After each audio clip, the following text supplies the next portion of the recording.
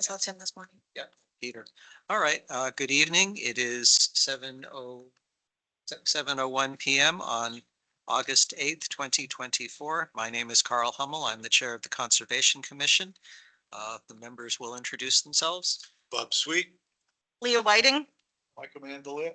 We're expecting the rest of the commission to come, so before we start, yep. Remind the recording is going to. Oh, okay. Yeah, this is being recorded and will eventually be uploaded to YouTube in a couple of, about a week or two. We're expecting the other commissioners to show up, so I'll temporarily postpone or delay the notice of public hearings and ask people to come up talking about 10 Old Taft.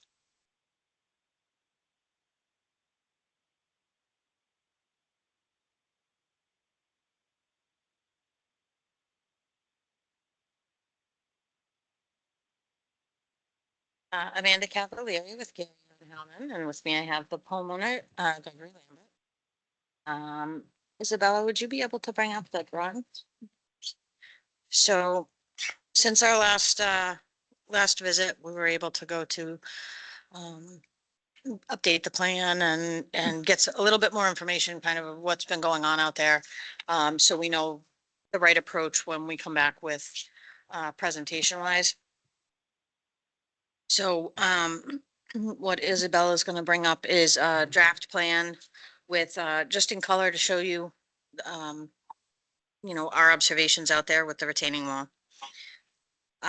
So when the original order was issued, it was associated with just the tight tank. And the retaining wall was observed in the field.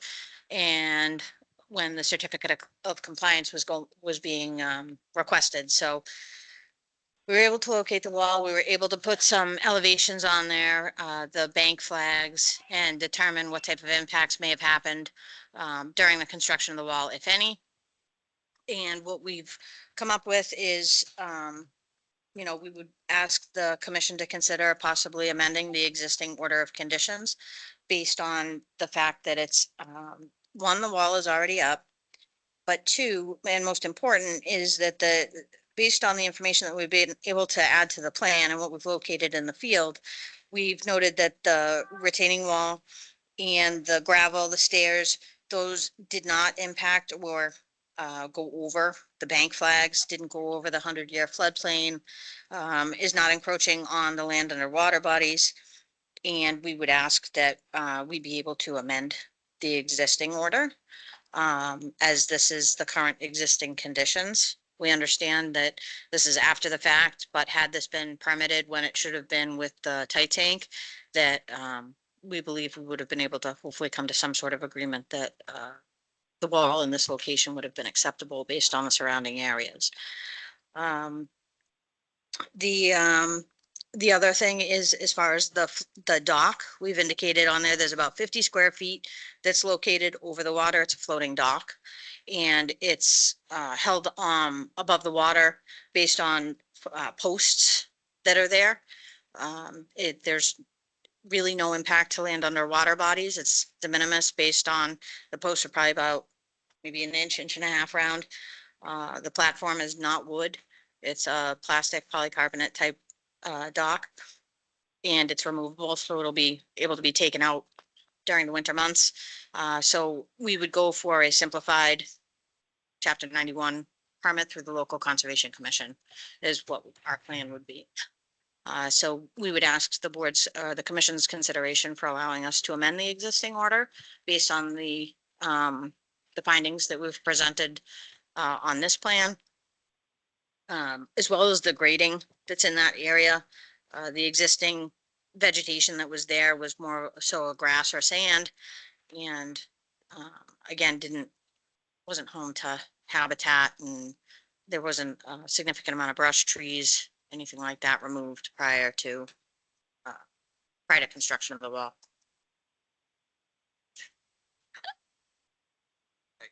So my expectation is that we would not need to take a vote or anything. Instead, we would provide feedback to you that would guide you on what kind of permitting to apply for us to come back for a future meeting. Correct. Be on the agenda for that. Yep. Okay, so input from the commissioners. You're specifically requesting to amend the existing. Can I speak? Yeah, I'll get to it. Okay. You're saying you want to amend the existing, and then in addition, you'd be filing a second chapter 91 for. So I want Bob to talk about the peer thing. Isabella, do you have any comments on amending? Is that something that within the way our bylaws are set up? I think you can do it either way. The Wetland Protection Act requires amended orders to have a new public hearing, Right. unless it was a minor modification, which I wouldn't think this is minor. So it'd be a new public hearing with legal notice and a butter notification. And since it is outside of the bank, I think it is okay to do it as amended rather than a new NOI. Okay. Leah, what was your Did we question? ever figure out if the wall was completely on their property? So it is complete, well, I'm gonna back up. It's completely on their property. I believe the property in question was to the left. On the right-hand side, it's encroaching, that Isabella is pointing to right now. I did not bring it with me, but it would be included in the packet, when we file, that we do have a letter from that resident stating that he is okay with that encroachment at this time. And in the event that he, looks to sell, that he'd be contacting Gregory to either remove it or, fix that area at that time. So it was surveyed. Yes, Sure. it was surveyed. So this is a surveyed plan, and that's where you see it on the plan is where it's located in the field. Okay, and there was talk of a pipe. Peter, do you remember? There was a pipe there. Talk of a pipe, yes. Yes. Do we know what that is? So there's a 4-inch discharge pipe, right on the top left of that. That was encountered during construction, and it was there prior to. So it was repaired during then. It, based on what we've seen in the field, it appears to be, yard runoff, drain runoff, from up above, but it's something that's been there for years on end, and it was before construction, so it's not a new pipe. Is it yard runoff or is it?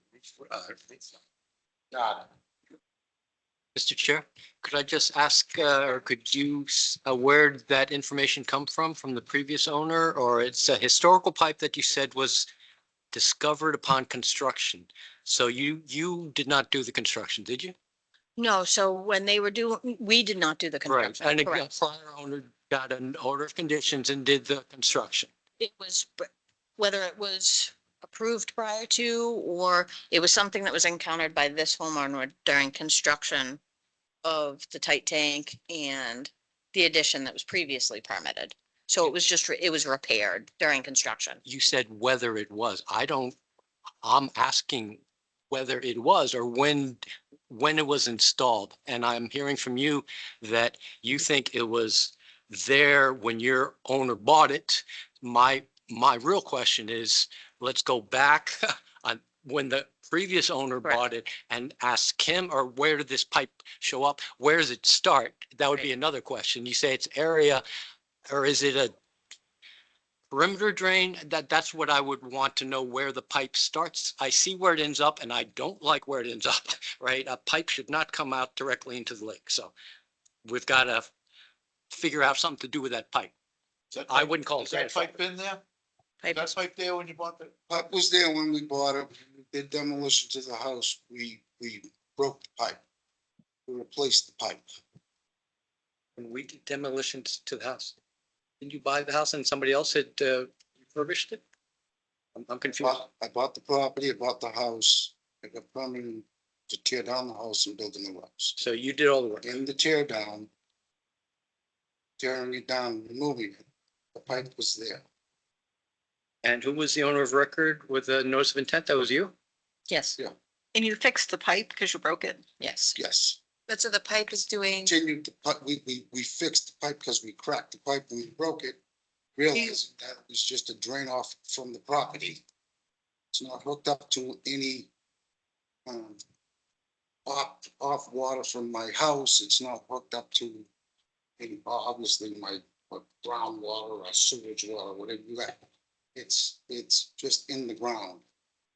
Mr. Chair, I guess my only concern is it goes under the road and the road was paved So I'm I just, paid- concerned- it's, and this, excuse me, I paved the road. It was already paved. I paved the road. I repaved the road. repave the road, I understand. So at some point, someone must have put that pipe under the road, and I would have thought that would have been, But we put it under the road. Per order of DPW, oh, you did? When did you? because they said to us, don't put it where it was, go under the road, because we don't want it to be a hazard as it leaks out onto the road during the winter months. It might get icy. Thank you very much. That's what I want to hear, because that makes more sense. But I do want to pursue it because there's a lot of these. You can pursue what that's you want. with the I can't DPW. get you I an answer understand. from one of the gentlemen who I Yeah. bought it off of, or the people I bought it off. I of. understand. Mr. Chairman, I think this got an explanation, so we move Yes. on. Yep. Okay. So, any comment on the dock, the permitting process? Is that what we're now expecting? Filed, people to do? with the chapter 91, dock permit. We have not yet. That's going to be part of our filing when we submit the amended order. We're also going to submit the simplified chapter 91 based on the waterways permit requirements. So for anything less than 600 square feet. And it's a floating dock, and the pilings described in the waterways Code of Mass Regulations says that even the metal rods are de minimis. So as long as you're under those requirements, you can file a simplified with the local Concom, and we would file a copy with the DEP for their records. So that would be our plan. What's the green line? The green line shown on the plans, those are the bank flags. Is there bank what? Bank flags. So we have a wetland delineation report. They identified those as bank flags, and that'll be filed with the amended notice of intent as well. And it's 5.5 feet from the wall to the bank flags. Yes.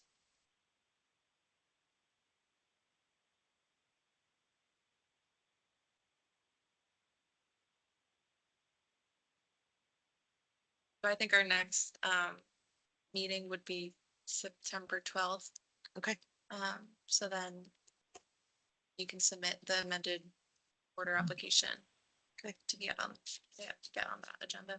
Can we submit the simplified chapter 91 as well through Concom? Yep.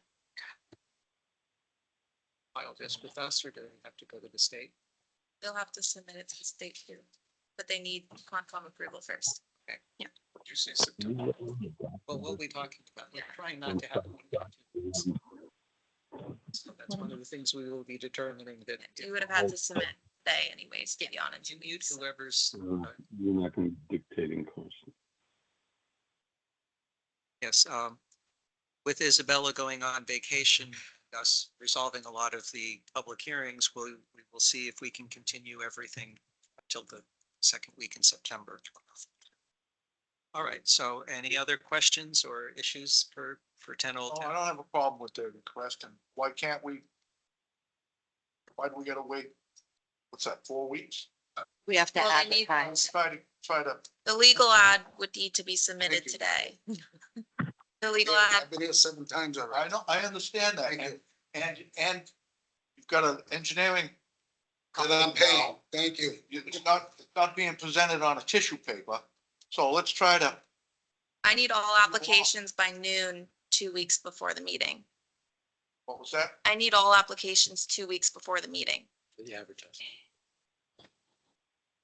So we have a butter notification as well that has to get done, so. I mean, that works fine for us, and hopefully it'll be an in and out. We'll provide you with the doc information, the chapter 91, the amended NOI. A plan similar to this, it'll be cleaned up a little bit, photos. Yep. Wetland report, everything that you guys could possibly need. And the letter from the abutter about the. Yep, wall that'll be included in there as well. And the public hearing, the notification will allow any other abutters to come in and say their piece. Yep. That's the other part I'm concerned about. I just have, I have one comment that, it's just my own personal thought is that dock, any reason why not just put it on pontoons and not stake it into the ground? It looks like you got a fairly secure wall to fasten it to, and That way there, it's a pain getting that out in the winter. Sorry? Are you leaving it in all winter? No. Right, so then you're gonna have to pull the pipes out or lift it up over the pipes? They're like a 1.5-inch metal rod. 1.5 metal rods. Screw in the bottom on screw. Oh, okay.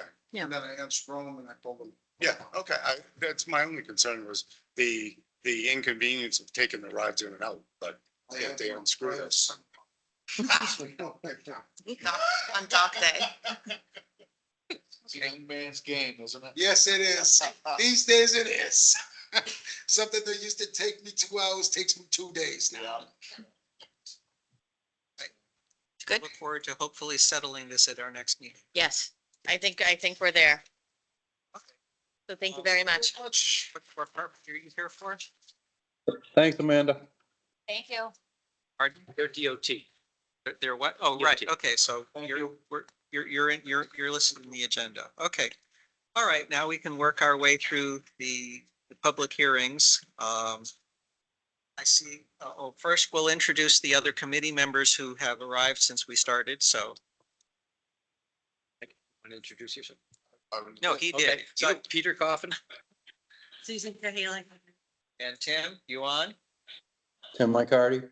Great, okay. So, we'll first talk, public hearing, notice of intent for 24 Ralston Farm. Well, sorry, first we have to do the extension permit for, Oh, right. Silver Springs. Okay, so explain what this is and why we're going through this first. The board voted to extend the Sylvan Springs order of conditions for the drainage and the blanket order for the whole subdivision, for the extension permit, November 17th, 2022, but it wasn't signed. And the members that were there were Carl, Tim, Peter, Bob, and Damon, who's not on the board anymore. So I would need 4 signatures on this permit. So For we can do that that right first. now. Tim is online, so you'll be able to get his electronic signature. We haven't. I can stop by and see Isabella. Gotta do that before she goes on vacation. When are you going, Isabella? Tomorrow? Sunday, do you want to come in tomorrow? Yeah, I can come in tomorrow. I'll stop in and see you. Friday. She works on Friday. She's got to get the 40 hours. What time do you get in? I'll be in around 9. 9 to Okay. 9 You to one of the 12. people who, Actually, no. 9 to 12. Okay. All You right. need a pen? Yep. Oh, I wasn't. So I'm not signing because I wasn't there. no. Okay, so with that signed, are we on? Okay, so, 24 Ralston Farm Drive, DEP 218-0849. Fred, are you on the call? Yes, I am. And we finally have our DEP number and comments, so we can Yes, close this out, finally. hopefully. I know. It's been a little journey here, but I don't think tell me, Carl, I don't think it's necessary to start with a presentation. We've had 2 meetings and a site walk. I've read the order of conditions and we don't have a problem with anything. It's well written. And I think it pretty much covers your interest in the Okay, wetlands. so were there any, when DEP issued the number, did they have any substantial comments that need to be discussed or addressed? Not once we got by the big one. They did have, they were, I think, mistaken on the fact that they were asking for stormwater management reports for each lot because we had more than 4 lots. This regulation didn't apply to our site because we have, because of the orders of conditions that really cover the entire site completely. And you've just extended one of the orders. So I think we're free and clear to follow the permit process right through to the end now. there's no outstanding issues.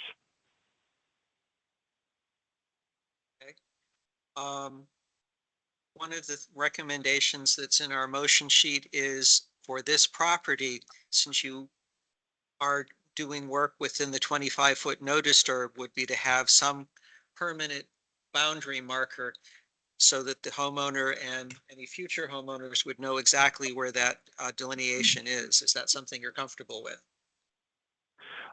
You know, we've worked in towns that require this. The thing that I like using the most would be just rocks that would be placed in line with the 25-foot no disturb. They're natural. People don't tend to, if it's a bound, it's square edged, very easy for young kids to get to run into it or whatever if they're playing outside. The rocks blend in better with the, you get what it is. Even a bound, you wouldn't want to have a whole string of bounds going down this line. How much of the area, 25-foot disturb, would you want marked? Well, there you go. Is it a straight line or it's the whole width of the property? I don't have the plan in front of me, but. Yeah, it is. I would say 2 is probably sufficient, 1 on each end of the boundary to mark where it is. Yeah. But I would want more than just 2 rocks. I want them to know where it is. I wouldn't want a whole line of rocks, but I don't know, something that I don't think is that's memorable and is not likely to get kicked around so much, but it's more just educating them and the next owner, right? Well, yeah, it's educating them and they have something to look at when they go out in the yard. But these stones would not be what I would consider able to be moved by one person. These would be larger. Rocks. Yeah, these are boulders, small boulders. Okay. So, and they would be adequate for reference in the future. The goal is to have language that can get put in the order of conditions as a special. I don't have a problem with that. Okay. I don't know about anybody else, but I it's a natural- wrote, Make a natural border, blends in. I just wrote that the applicant must install a visual boundary marker at the 25-foot. So it could be larger rocks or a wetland sign too. Or something. Well, it's really up to you folks. I like the rocks because they look natural. You know, if somebody wants to landscape their property in a natural way, these things aren't going to stick out like a sore thumb. And like I said, they're less apt to get tripped over because of their size, their girth. But we'll do whatever is the pleasure of the board. Brad, what size rocks are you thinking? Like 2-foot diameter, 2-foot rocks or Yeah, 6-inch I'm rocks? talking about 2 to 3 foot diameter rocks. They're small boulders. You're not going to be able to pick them up yourself. That's for sure. Yeah, the industry, in the industry, they're nicknamed boobies. Boobies? Okay. Yeah. Way to go. Yeah, Fred, I have no problem. I like that, but I think you're going to need more than 2 because there's like this curve and you got one going right into the toe of the slope that you're building up. So, you know, it's not a straight line. Well, it's pretty straight where we are encroaching into the 25-foot no disturb. The edge of disturb would be the line that we'd have to mark because the others, I mean, we're building a slope over a short portion of the 25-foot no I disturb. think they're lawns.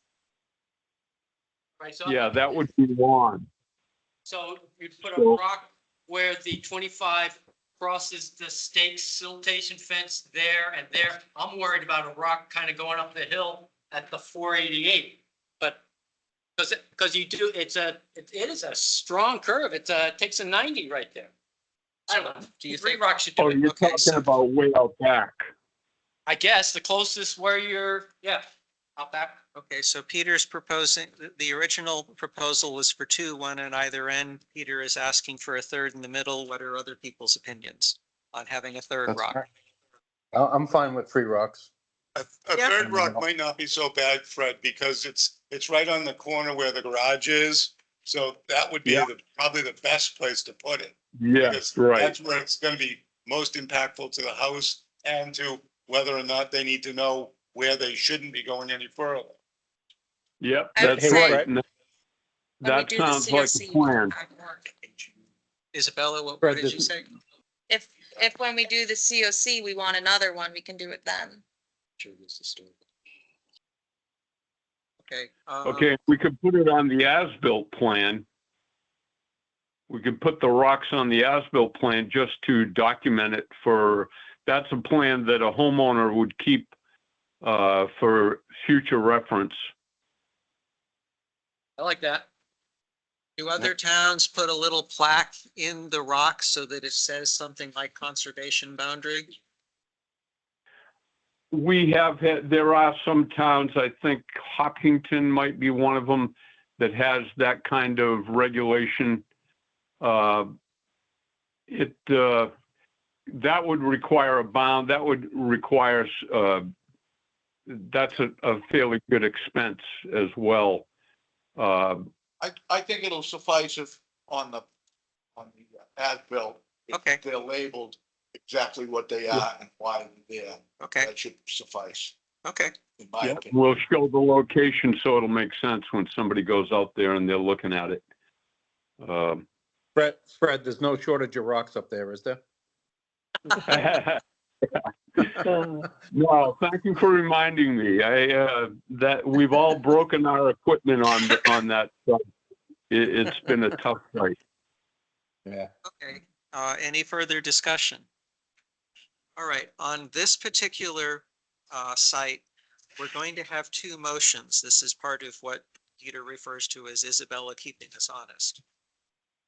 Because they are doing work within the 0 to 25 foot no disturb area, the strict reading of the bylaws says that we should first have a motion to allow them to waive strict compliance with that 0 to 25. And then the second motion is to actually approve the notice of intent and then with the conditions. So that's why this one, this one, we're going to have two different motions. Chair, I make a motion to waive strict compliance with Mendon Wetlands Protection Bylaw, Chapter 28 for the notice of intent for 24 Rawson Farm, DEP number 218-0849. Second, It's been moved and seconded. Any discussion? Since Tim is online, we'll have a roll call vote. Tim? Am I? Bye-bye. Yeah, Peter, I. Mike, I. Chair votes as well. Aye, passes unanimously. So on to the second question. Mr. Chair, I make a motion to approve the notice of intent for 24 Rawson Farm, DEP number 218-0849, and issue an order of conditions as drafted by the agent. Second, It's been moved and seconded. Any further discussion? Roll call. Tim? Am I? Bye-bye. yeah, Peter, I. I. Chair, aye, passes unanimously. All right, We're on to- Thank you very much. we're on to agenda item 5, notice of intent for 31 Ralston Farm Drive, DEP number 2180850. I'll start with the first question. Any comments from DEP that are applicable? The same. Same. About the stormwater. Which is why we did the stormwater paper signing. All right, any discussion on this particular project? If not, I'll entertain a motion. Chairman, I make a motion to approve the notice of intent for 31 Rawson Farm Drive, DEP number 21808. 5-0 and issue an order of conditions as drafted by our agent. Second. Moved and seconded. I will ask one question, to, did you review the order of conditions with Isabella and you're comfortable with it? Fred? Yes, I got a draft copy of it this afternoon, and I don't have a problem with anything in it. It's well written. It's easy to follow. Yep, she's got a And, nice template. Upping yeah. our game. All right, just wanted to make sure we weren't inflicting something on you that you didn't like. All right, roll call vote. Tim? Tim, I. Bye-bye. Do I? Yeah, Peter, I. Mike, Chair, I passes unanimously. Great. We're zooming through these. Now discuss agenda item 6, notice of intent for 22 Ralston Farm Drive, DEP number 218-0851. Any substantial DEP comments? No, but this is the opening of the hearing. The other two were continuances. Oh, okay, so this is not quite the same as the other ones. All right, so But Fred, we did get the number for this one as well. okay, so do we have a presentation, Fred? Yes. Okay, so Uh, Isabella will bring up the screen.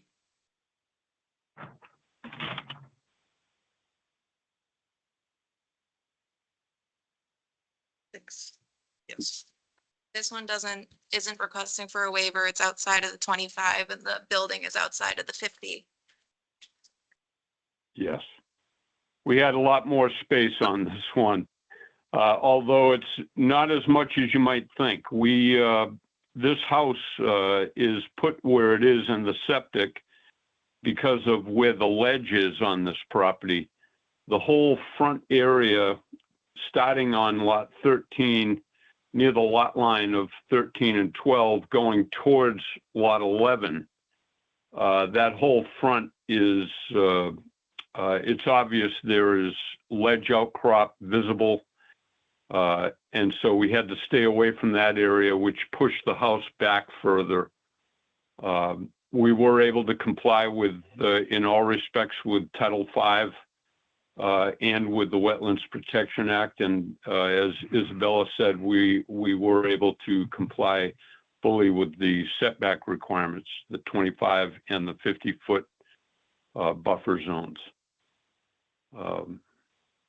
That's pretty much it. We're wrapping the entire area with siltation controls, and we'll use your new siltation methods so that we'll be in compliance with the way you want to see things going forward.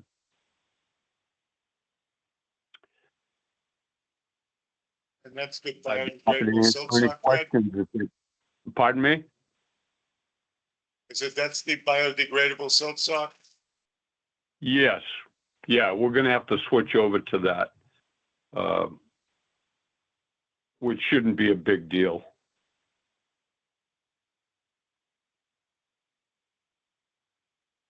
Any other questions from the committee? This,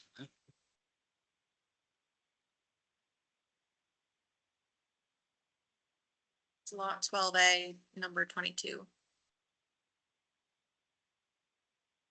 so what's the closest, the fill to the wetlands there? Looks to be like less than an inch. Is that 20 feet? Gonna be around 26. It's over the 25. Yeah, Sure. it's more like 27 feet. Okay. All right. Those are all hay bales, that whole limit of work? What are you doing for, that's a heck of a long Well, line. we plan on complying with your regulation to have the biodegradable wattle, and it's going to be 8-inch to 12-inch diameter. However you described it, that's what we are going to install. And you have just a basic proposed building. Is it likely that some architect's going to come in with a fancier thing, or you're set with this grading? No, I think these were each chosen, the house style was chosen according to how it was going to lay out on the property. So there's a fair amount of communication between me and the architect as far as the elevations go. And if there was some minor change to the building, this is how it's going to be laid out. The grades are good. They all work and they should be adhered to. Because when you have a septic raised in the back, your house has to be higher so that you can drain beyond it. So this is adequate for this is a specific house style they chose for this lot. Okay. I haven't really looked at it. I'd just be a little concerned, all the drainage going down the driveway to the left of the garage, and then it's going to be shed off the house in the field. It's going to want to be a natural swale coming. I don't know about the slope, and is it forested or it'll all be lawn? It is forested for the most part. Right here, 486, 484. It's That's dropping 2 feet and what's the in scale 10 here? feet, 2 feet and 10 feet, What's the scale? 20 inch. 20 feet to an inch? That's what it says. Yes. So that's from there to there. It's close to, yeah. It's 30 It's feet? pretty flat. It's pretty flat. So it's I'm- pretty flat. I just don't know It's how not much gonna be a water. raging river running down alongside the side. No, we don't. And if I can interject, there is a high point in the driveway, elevation 485.0. Actually, that's a low point. So this doesn't all come from one direction. It comes from the street down to the low point, from the house down to the low point. And then you can see how we have a long curved embankment there in front of the house. It goes off to the side. You see that? It'll split. I guess it's not going to be a problem. It's their problem. They'll have to deal No. with. Yeah, it will follow the edge of that fill. So and I don't expect a ton of water from that anyway. This is, we get into a drier lot when we get into lot 12.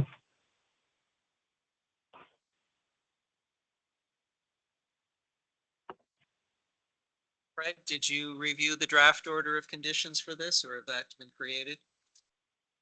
Yeah, Without the yes, visual there- bound.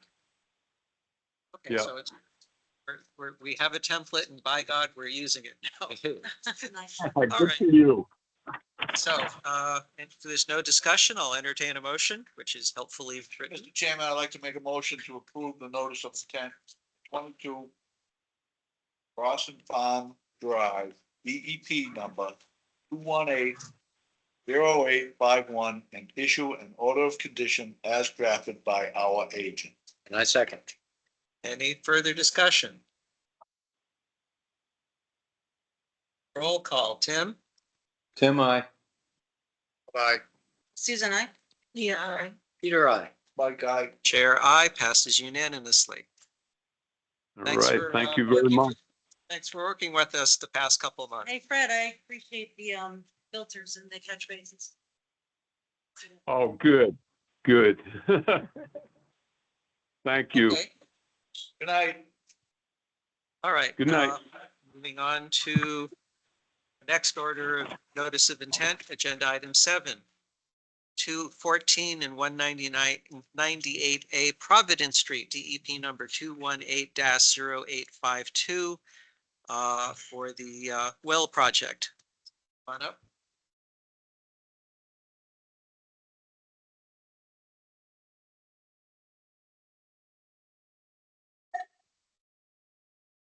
Online as well. We do, yeah. Good evening. Doesn't feel like it's been 2 weeks, but here we are. So yes, we have Greg McNeil again from the Woodard and Curran team. Dan Scott is on as well, and Jack is on from the town. And again, I'm Scott Salvucci with Woodard and Curran. I'm Dylan Lintome, Assistant Town Planner. So I think what we've done since we met 2 weeks ago, we heard a lot of the concerns and questions from the commission, from a few abutters.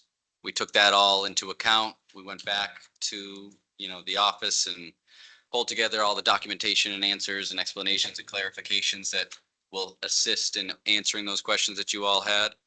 We provided that documentation earlier this week, and I believe it was spread out to you all ahead of time. So hopefully you've had a chance to look through it.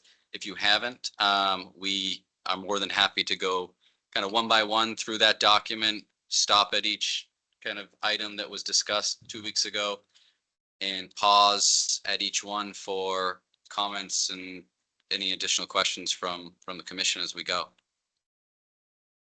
I'm fine with it. Yep, okay. Okay, so, you have something to present for us online? Do. Do you want to go through the memo or do you want to go through something else?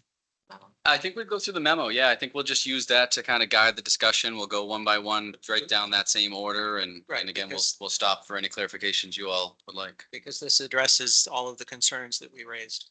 Okay. Okay, so issue number 1. Issue number 1. I think Greg will drive. I think he's the one. Does he want to share? Do you want to share, Greg? Yes, I can do that. All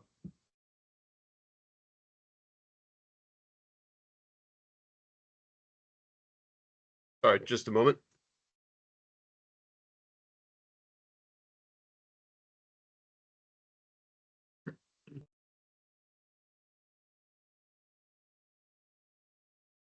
So the commission asked us for preliminary water quality results, soil boring logs, and description of subsurface materials, a detail of the hose discharge and erosion controls at that point, a more detailed tree cutting plan, the specifications of the generator that we're going to use to power the pump, and the wildlife protection plans that had been submitted to the state agency, Division of Fish and Wildlife, through the National Heritage Endangered Species Program. We've provided all this information, and in addition to that, the first attachment to this memo is the conditional determination of no take from Fish and Wildlife. Their determination is that the project, if it proceeds according to the conditions that they set, will not result in a take of endangered species in the project area. This came in just the day after our last commission meeting, so this has been shared with you so that everyone can see the conditions that were imposed, which were largely already stuff we were already planning to do, really to comply with the wetland bylaws anyway. So overall, it's the conditions that they imposed are should be fairly simple for us to comply with. The next item that was asked for was preliminary water quality results. For this, I included an excerpt from the full engineering study that was submitted to Mass DEP as part of requesting to perform this pumping test. We also provided that full engineering study through the link that was sent to Isabella for anyone who really wanted to, if you really wanted to get into lab reports, that they were provided. Really, in summary, the water has iron and manganese in it, which is very typical for groundwater and surface water in this type of watershed. The water quality is something that is typical of what you would expect to find. And as part of our pumping test, we will be collecting significantly more water quality samples, including water quality samples from the Mill River. So it's a big part of this project is determining the water quality, and we're looking forward to doing that and reporting all that information to the town. Greg, do you want to pause there for 1 second? Susan, I know that was your question, right, about water quality. Did you have anything you wanted to speak more about? I'm just checking out the lab. Okay. Reports and I was just looking for a QAQC analysis. That your text for the QAQC analysis. that's something. Might be something we might be able to send to you after here. Greg, do you know if we have something like that? Yes, we have full lab reports with all of the lab QAQC information included in those reports. Those are attachments to the engineering study I referenced before. So the link that I sent to Isabella has both this memo and the attachments and the full request for site exam engineering study. That full study has attachments to lab reports where you will find the full all the QA/QC lab data. What does QA/QC Quality stand assurance, for? quality control. Okay. Scientific details. There are a lot of acronyms. Yeah, thanks, Greg. Next. The next item that was requested was boring logs and geologic cross sections. So we provided this information as an attachment to this memo, but again, if you were to look at the full engineering study, there's also a lot more information in there about the overall hydrogeologic conditions of the watershed.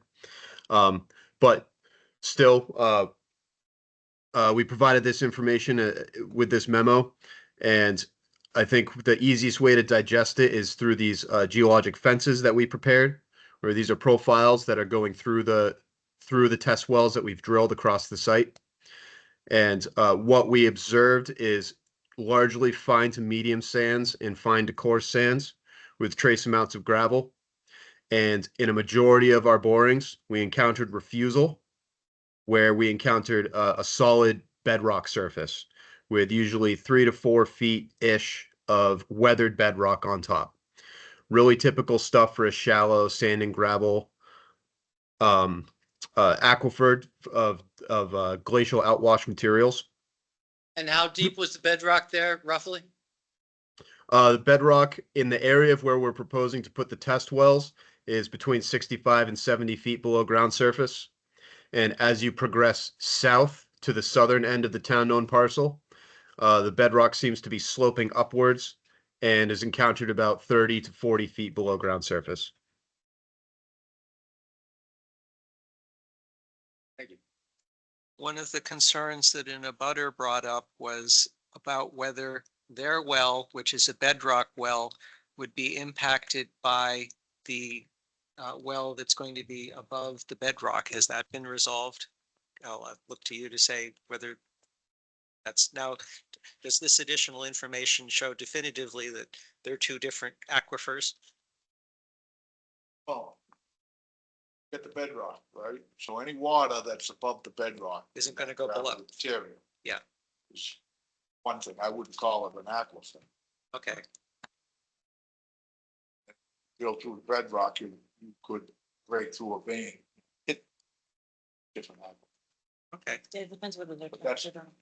That's, it's actually a good well. You should talk to the expert here. So if Looks you, like the material. No, don't be sorry. if you put a well in there, the bottom of the well would not be in the bedrock, right? You're going to keep it in the sand and gravel so it sucks up, or do you tell me how it gets constructed?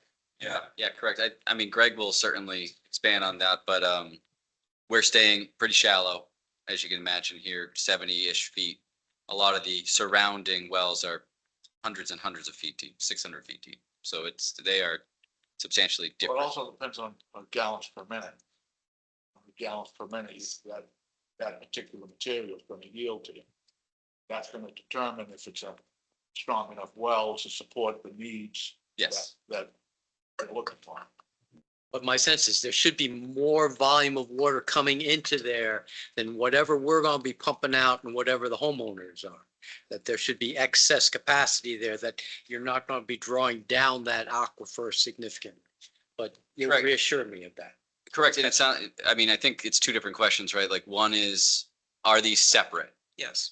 Is what the town's looking to produce from and what the homeowners currently, the abutters currently, Right. you know, I wanted to pump make from. sure that the additional evidence we're seeing Separate. supports that argument. Correct, yeah. Well, they're not separate, but there's bedrock. So that's the yes. But there's fractures. So some contamination could, but I think that a butter's concern was supply, right? You're going to be stealing her water and her fractures are going to dry up. And I think you could reassure that's not going to happen. Well, I wouldn't call it stealing her water. Well, that's right. That's right. It's not stealing her water. It's the aquifers room. That's right. So let's not use a term like that because it gives a false impression to anybody listening. Nobody's stealing water. No, but we're all tapping the same aquifer. So, Right, until they come up with a different Well- thing that keeps human beings yeah, alive. no, that's yeah, what we're we gonna have to share do. the aquifer. That's right. No one owns the aquifer. First, and it's not first come, first served, right? Not unless you're out west. Well, there Yeah. you go. We'll just steal everything. Different. Chairman. Yep. When I get set, when we're done with this conversation, can I ask one more question about the National Heritage? Oh, we'll be talking about their 5 special conditions after we go through these points. Is he a butter on that asked the question about the? I was curious how deep the well was.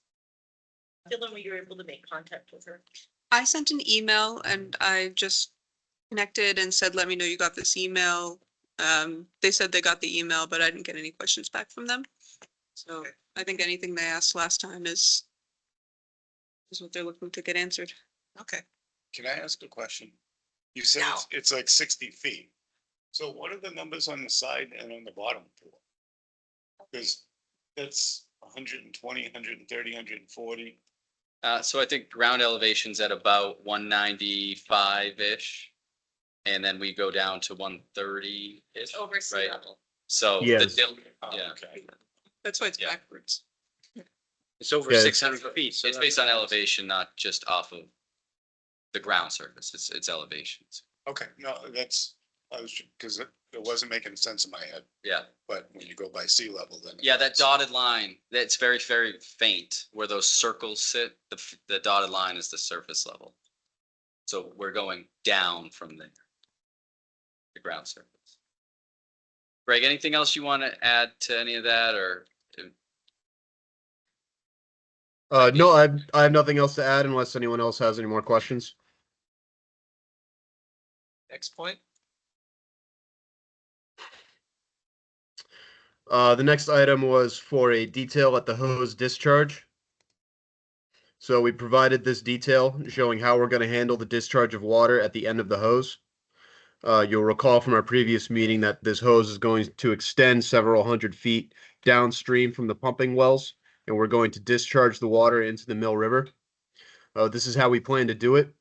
The 3 sheets of plywood, 2 of them butted together, and then a third one on top to cover up the seam, and it's screwed together with some screws, and a little bit of straw wattle on either side, just in case there's any little bit of water that wants to flow off the side of this onto the ground. But we're primarily looking to direct this flow across these plywood sheets using a diffuser on the end of the hose to spread the water out across this what will end up being an 8-foot wide area, so that we have a steady trickle of water across the boards directly into the river, minimizing the chance of any erosion and minimizing any contact of water with the ground and the sensitive soils. So it's like my garden hose, you're gonna have a big diffuser, spread it out. 118 or 120 gallons a minute. Through a 4-inch hose, yeah, it's not that, it's not as concentrated as you might think. No. It's not a Yes. trickle. No. I have some photos that could put a little bit of context on this from another investigation that I did. This is a flow meter showing 140 gallons a minute, so not quite as much water as what we're proposing. And this is what the discharge looked like. In this case, we weren't in a wetland area, so we just put down a sheet of plastic so that the water wouldn't create an erosion rut. You know, every once in a while we had to stretch it back out again. But what you're looking at here is a 2-inch wide orifice in this jet of water. This is 140 gallons a minute. So I know some people were picturing like a fire hydrant fully open. It's not really what we're talking about. It is a lot of water, but it's not a fire hydrant, which is more like a fire hydrant is 500 to 1,000 gallons per minute. It's going to look something a little more like this, which is a little more controlled than I think what maybe people were imagining. Size pump is pump, a 2-inch pump, did you say? That might be one of the next items we're gonna get to, the pump, yeah. Because you got a couple pumps and manifold together or something? That's right. I don't Yep. know if that's the next item or the second, after that.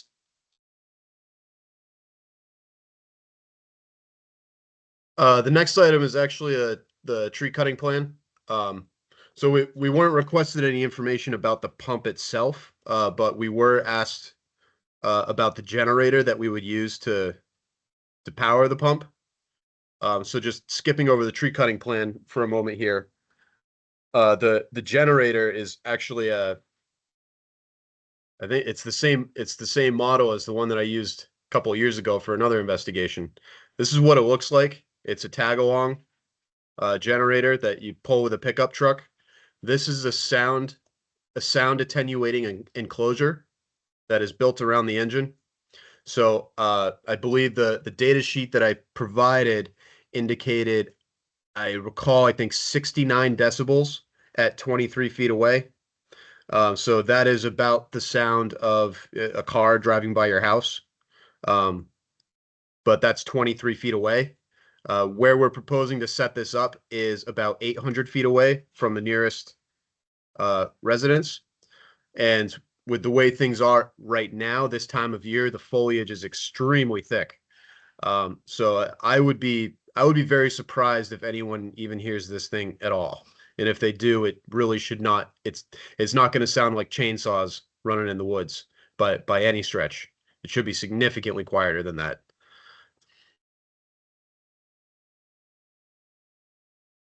Well, that was the main concern, in the middle of the night, a constant hum. So you've gotten, I guess, the best that you can.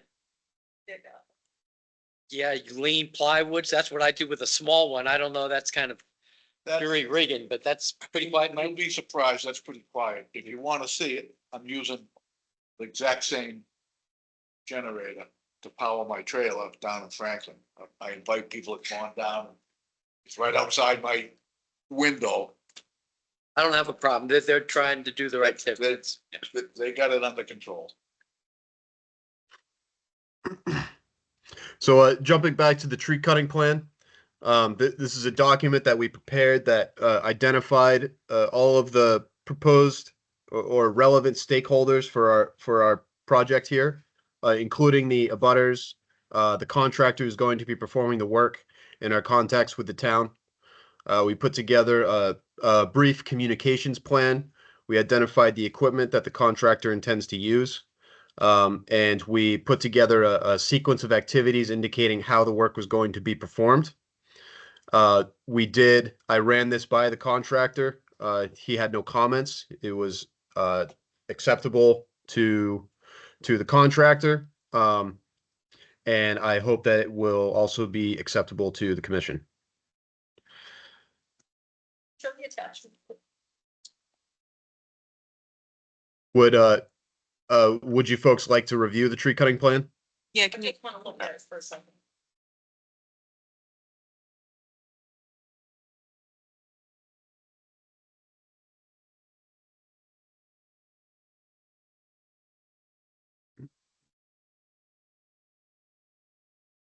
So these are all the project stakeholders that we've identified up to this point, and we're happy to add more if anyone else wants to be added to the communications associated with this. We intend to notify everyone a week before we start the work, and we'll provide updates as needed via email, letting people know how things are going. Our schedule is we're anticipating, pending your approval and issuance of order of conditions. We're anticipating starting on the week of September 9th and take up to 5 working days for this to complete. So start on Monday, finish by Friday is our goal. The tree cutting goal. But yes, for tree cutting, Now, does that include the chipping and the tree stacking, or is that just cutting and dropping? That includes everything that the tree contractor would do, which means cutting, stacking, and chipping.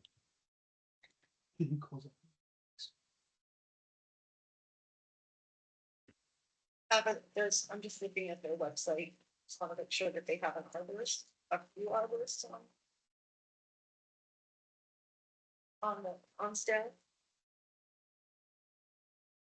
What is it that you're looking for? I just want to make sure that they're not just people who cut down trees, that they know about the habitat. The trees that they're cutting down, they have that. Well, the way that would work is in the tree cutting plan, what language would you want to see that would that an arborist would be putting in? They've vetted this place, that's all. Okay. Just make sure that they have good staff. I think one of the things that I've run into with tree cutters, right? If you don't have an arborist, they like to take as many trees as they can for their own bottom dollar, right? We've identified the 17 trees that are going to be cut. Right. It's This is a almost, tree cutting operation to make money. It's a Yeah, tree it's cutting almost- operation to make right, money. right. The And arborist, you're not, it's you're not almost a moot choosing the point at this trees point. which should come down for any other purposes except those that Correct. need for access. So I'm just thinking about the there, well, we had an incident where trees were cut down that weren't supposed to be cut down. I know they're. That was based on property lines, correct, yeah. Yeah. I'm just making sure. And I think- that, you know. All the trees are staying on site. They're not taking anything. Yeah, so It needs we're, to be yeah, marked. we're only taking trees within the easement and within the town's property to access the site, and that we identified those before a tree contractor was asked to come and price it. So they had, arborist or not, they had no input on which trees we were going to identify. Those- Yeah, if you have someone come to your house and Yeah. they'll say, oh, that one, that one, that one, that one. Yes, But yeah, and if we- you have an we've already arborist come, they identified tell you that. about which ones are disease and which Yeah, ones you try to could stay and which away. ones, yeah. But that, it's almost for better or worse, not part of the scope here. This is very specific targeted trees just for access, so. Understand your concern, certainly. If during the 5-day period, just the people on site who have the expertise say, we need to take this one out as well in order to meet your goals. Would they then get back to you on that and discuss it? How would that approval process work? I think we have that in there, right, in the tree plan, that if anything is to change, that's gonna be communicated. Yes, that's right.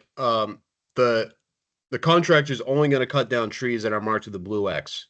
If the tree's not marked, then it's not getting cut down unless we put a mark on it. And we're not going to mark any additional trees beyond what was already seen at the site walk. We have no plans to cut down any more trees than what we've already communicated. We've identified the ones that are within our access path, and so those are the ones that we plan to take. Okay,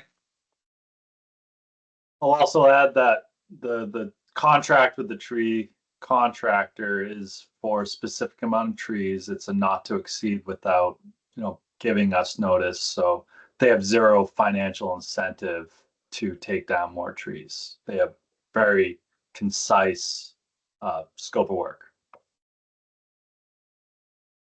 okay. Any other questions on tree cutting? It's also noted in the plan that they can't go over resource area flag boundaries. So that's other protection.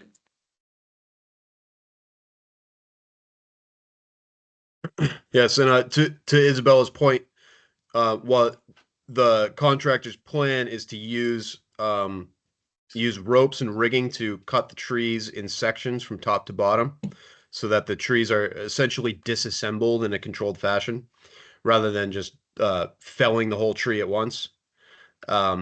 So that should minimize timbers falling within resource areas. But that said, if a piece of timber falls into a resource area, if that was to happen, we will notify the commission, and so we can talk about whether it makes more sense to remove it or leave it in place to minimize further disturbance, depending on what makes sense and what you would desire. We're not in, we don't think that's going to happen, but we have a plan in place in case it does. Great, free habitat. Right. Now, related to the determination that we received from National Heritage since the last time we met, we added some information to this tree plan related to it. A wildlife biologist from LEC is required to conduct a pre-work training session on the endangered species that are present in the work area. So the contractor will be receiving training from the biologist that we hired on what the species looks like, so that they can help identify them. And also the biologist will perform a sweep of the work area to check for any species, which in this case are a type of turtle, I think 2 types of turtles, and relocate them as needed. And that's in accordance with the wildlife protection plan that is currently under review by Fish and Wildlife. You have a biologist that you've hired already? Yes, so she couldn't make it to this meeting, but she was on the call last week, Andrea Kendall. Well, she's not the biologist, but she's with LEC. She's their project manager. Um, so, so yes, we've engaged them and they're ready to do this work. I think Brian Madden was the name of the turtle biologist. That's right. Andrea's coworker. I'm glad to see a proactive approach to that.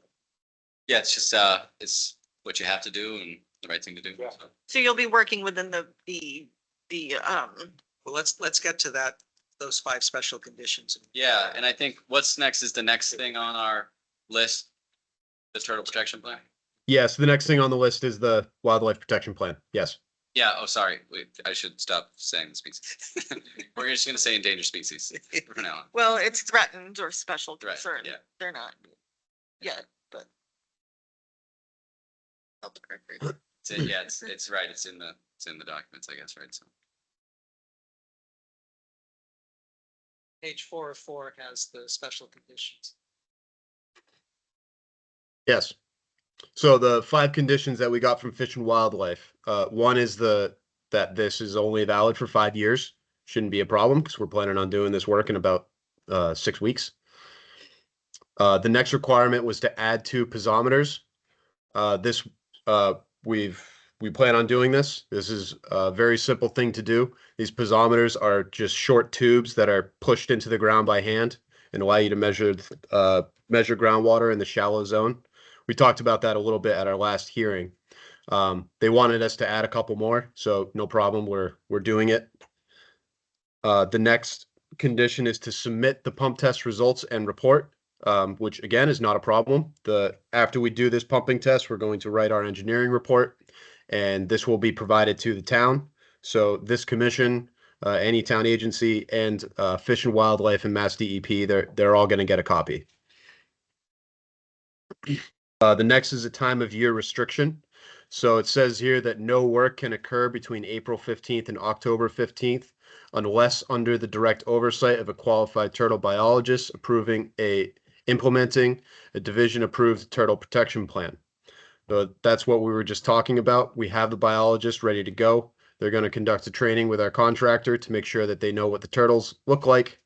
And we will be doing this under a turtle protection plan that as of now is not yet approved by Fish and Wildlife, but I understand that approval is on its way, as Brian Madden has been working with them to get that done.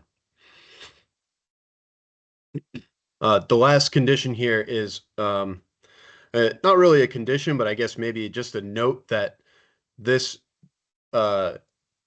this determination is only related to this pumping test that we're doing. And this does not cover us for any further work, like building a pump house or building a permanent road or burying water mains.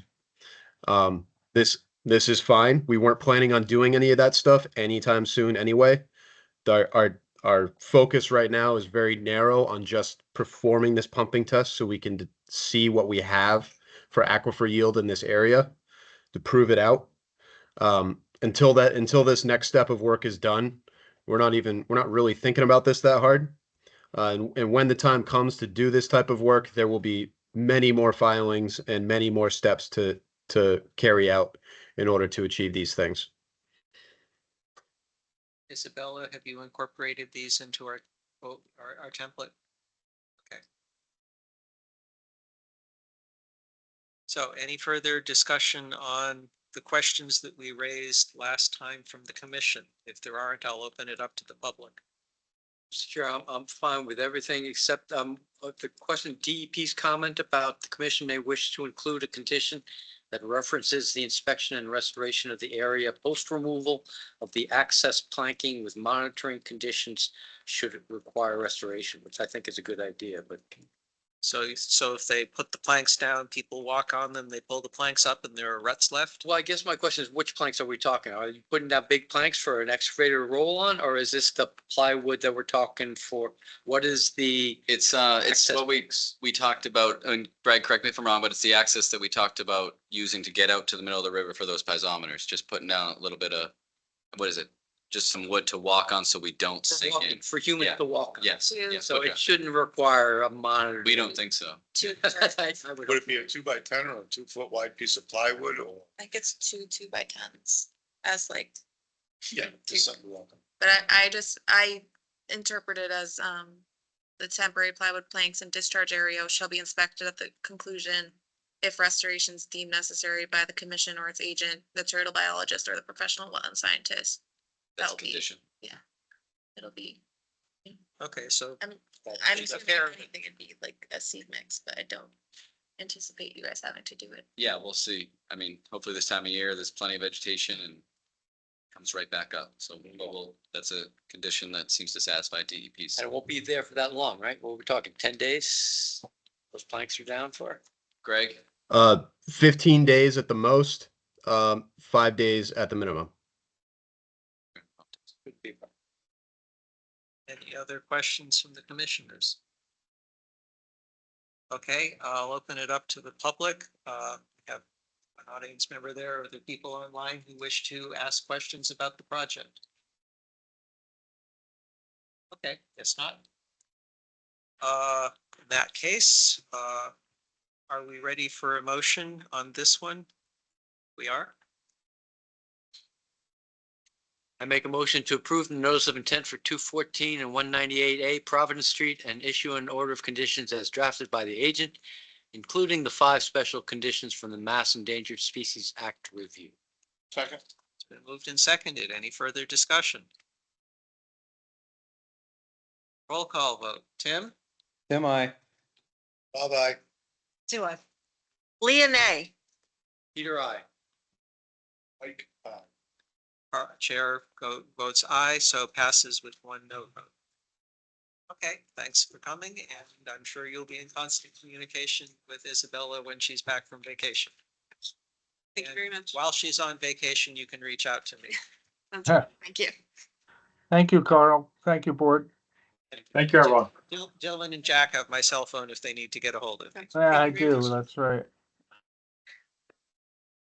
All right, we're now ready for the last public hearing, notice of intent for Route 16. DEP number yet to be issued for Route 16 pavement repair, recircling, bicycle and pedestrian accommodation, sidewalk, reconstruction of signalized intersection, and putting in new stormwater management systems. So I'm Marissa Seifert from HNTB. I'm the wetland scientist. We have our project manager here tonight as well, and I think Erica Lerner from Mass DOT. There you are.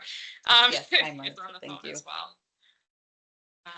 We do have a presentation for you tonight. I'll share. Worries. Take your time. We did a sidewalk this morning for 3 locations, so the commissioners will share our observations after your presentation.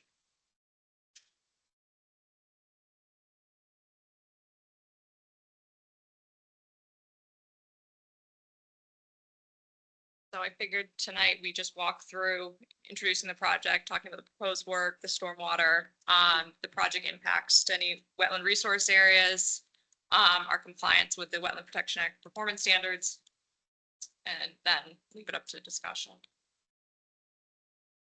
To James to kind of run through the. Yeah, so the project is 1.9 miles just west of Taft Ave, and the project ends at the Hopedale Mendon line. This is a roadway reconstruction project for Mass DOT. It involves traffic safety improvements at the intersections. We will be installing some new signalized intersections.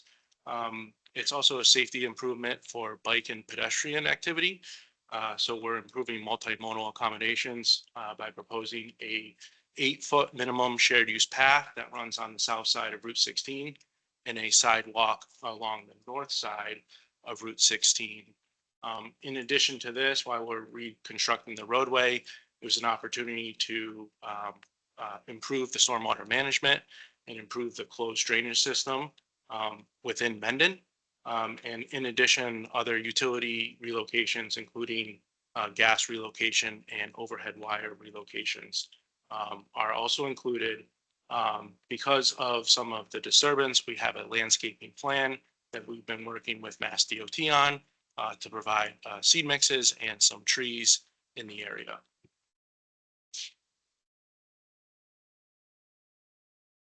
Just to go over kind of the existing conditions of the project, we did a delineation back in 2020, and then it was re-verified in October of 2023. During that delineation, we identified 10 wetlands, so BVW, 1 perennial stream, which was Muddy Brook, Willow Brook, which is intermittent, and then another unnamed stream. The project is also within estimated priority habitat, so we have done a filing with MESA. We have not heard back from them yet. And then Muddy Brook is also designated as a cold water fishery resource.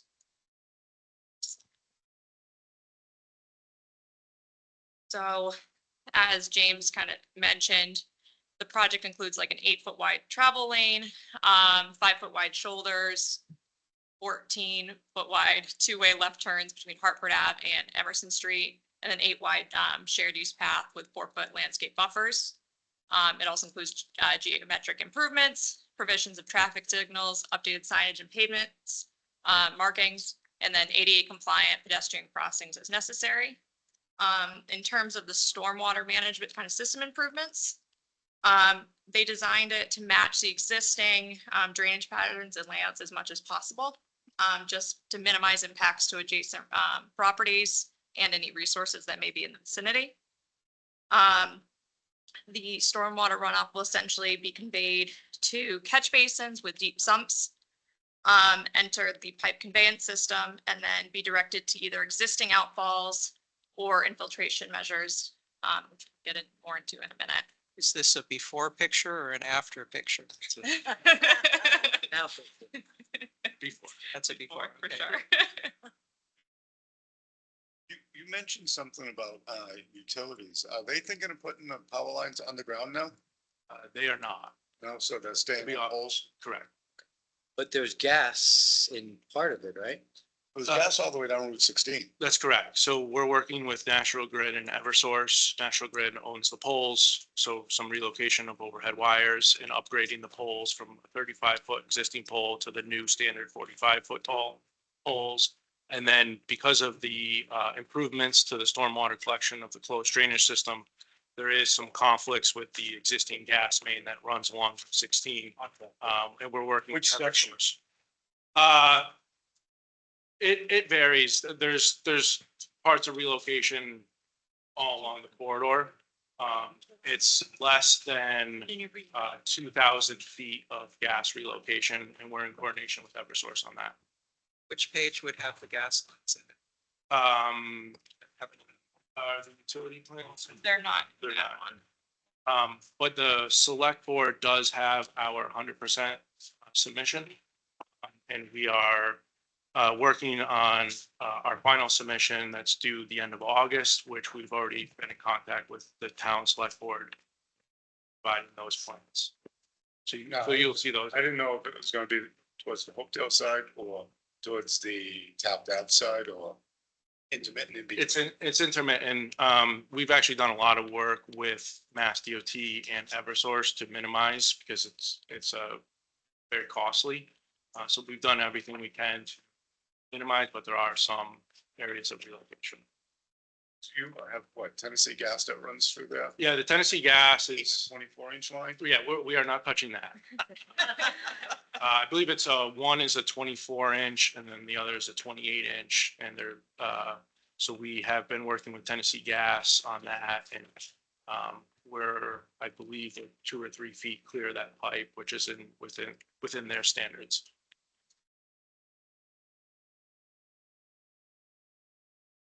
This design is still in progress, correct? That's correct. So we're working on the final design. This is according to their design submission, so these could change a little bit here or there. Yeah, we're not going to close the hearing tonight. We will be continuing it. We don't have DEP numbers. Well, again, we shouldn't close it till we get the final Right, True. that as well. plans. I was standing in that exact spot for that picture on the left. So who does this plans go to for approval, if not us, or who else is planning board, or who would approve your plans? Mass DOT approves the plans. Mass DOT. So you're a consultant working for them and. That's correct. Okay. That's correct. So it could, No, are these gonna be approved soon, or you get the final approval and then get their final approval? Yeah, so we're submitting our final plans, hopefully the end of August. Then hopefully we receive approval from the Concom. And we already have accepted right-of-way plans. So DOT is working through the right-of-way process, which takes roughly 16 months. And then we're looking for advertising the project in July of 2025. Then we received bid from contractors. So work is anticipated to start in fall of 2025. Mr. Chair, I just received a letter. You're taking, or DOT is taking properties. So I gather there's no arguments there, right? That's just gonna happen. So We are not taking full, we are taking, taking what you need, slivers. It's not much. I understand. I imagine you're taking off the whole slice, everybody's. so we're actually reducing, so the roadway width, we're actually reducing the curb to curb roadway width. We're actually making Route 16 narrow. But we are adding the shared use path and sidewalks. And the right of way you're expanding. It's not as much as you. I understand, but Yeah. it's a process. Yes. That me as landowner, I'm not gonna stop it, right? But somebody might say, no, hold that tree. So Right. as a Concom, this man doesn't want to issue a approval until it's a definitive, right? And so I don't know what negotiations are still. And this project has been going on since 2017. I understand. And I think we've had 16 meetings with the town so far. We've met with the abutters, especially in the Emerson Maple Street area. And we've had abutters mention, specific trees that they want to be retained, and we've met those. Well, that's good, because I want to make sure that all the abutters know what's happening. Understood. and- Understood. Good, thank you. You gotta get an approved set of plans, then our order of condition goes in and it goes into the bid packet. Can't put order of condition in an unapproved plan, because it's not, the unapproved plan isn't going to bid. So we might hold Whatever this hearing goes, or something. right, But if we can hash out all the issues and that's all covered. That'd be great. You can. right. I will say this, though, I think that going down Route 16 from Hopedale with all the new businesses going in there and whatnot, center turn lane makes so much sense for that. Because that's a very dangerous area. People come over the hill or down the hill, both sides at 50 to 60 miles an hour. And when somebody's turning in one of those different retail stores, there's been several accidents that all you hear is the brakes and the squealing of the tires. So shrinking Route 16 for a bike lane is a nice idea, but I don't know if it's going to be beneficial to traffic. Yeah, so we've done all of our traffic models and traffic operations. And like you said, this project started out as a safety project to improve safety because of all the collisions. So that we're looking at all the intersections, revising the geometry, adding signals where they're needed, installing mid-block crossings with rapid flashing beacons. Yeah, I've been following a little bit, and I mean, there's what, 5 new light cycles going in? Because one's already in. One Correct. is still in. Correct. Millville will be unsignalized. Hartford Ave West will be signalized. Emerson Maple is a combined signal. The Route 16 North Ave in Maine is just upgrade of the existing signal. And no rotaries, huh? No, we did look at them, but they didn't, roundabouts are a great idea, but they're only good in certain situations. There's actually too much traffic flow on Route 16 where it doesn't allow the secondary streets access into the roundabouts. So that's why they didn't work here. You bet. Not our jurisdiction anyway.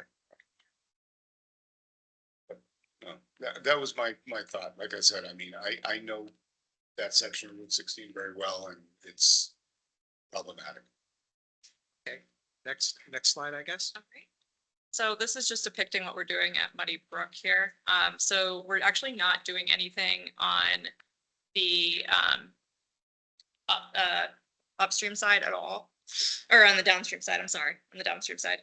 On the upstream side, we're just removing the existing head wall and installing concrete retaining walls, but we're not actually touching the culvert at all. It's just on the adjacent sides, just to accommodate the project itself in terms of the 8-foot shared use path and the 4-foot grass buffer. But nothing is changing. During construction, we will have a dewatering area, so that area will be in the dry. We'll have a stream bypass pipe going through partial way, so there should be not scouring on the downstream side of that. Does that have a bottom on that culvert, or is that just?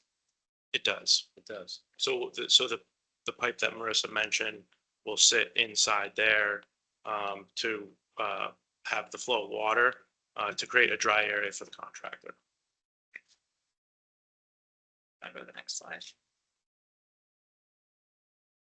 Oh, just to kind of reiterate with our stormwater. So we are adding an additional 1.53 acres of impervious along the length of the project. So to accommodate for all that additional runoff, we are doing several BMPs throughout, including deep sumps and all the new proposed catch basins. We have a sediment forebay for pretreatment, grassy channels with sediment forebays, and check dams for collection and treatment of the runoff.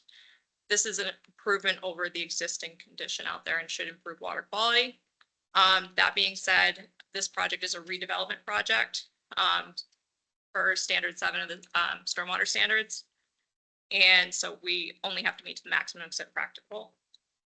The bicycle and pet accommodations are considered new development. However, per 310 CMR 10.56 M6, we only have to meet the maximum extent practical as well.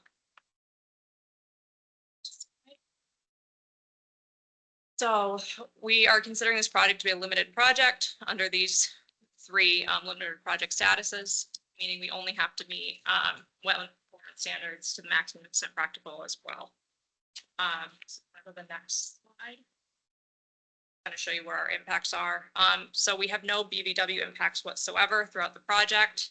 We do have temporary and permanent impacts to BLSF, temporary impacts to land underwater and bank just associated with that Muddy Brook work, and then obviously to the buffer zone and the 200-foot riverfront area.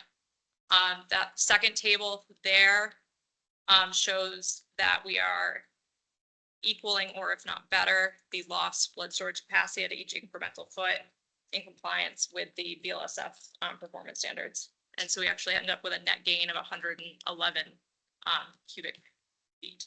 And how do you do that? By over excavating in some areas, or how does one achieve? Yeah, so essentially where the retaining walls are at the culvert, we graded out, think of it like a swale, right, to provide that area. Extra capacity. Exactly.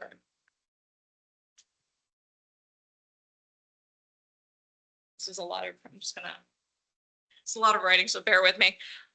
Basically just reiterating it's a limited project. We do meet all the BLSF performance standards. Where we kind of fall short in performance standards are the riverfront area, just because we are extending beyond the previous developed riverfront in some locations. So we can't meet that standard, but it's required to meet the project purpose and need.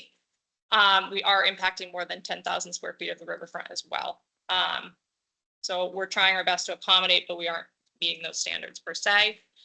In terms of bank and then land underwater, those are just temporary. So temporary impacts. So there'll be a temporary impact of any sort of escape cover, breeding habitat, or food for fisheries.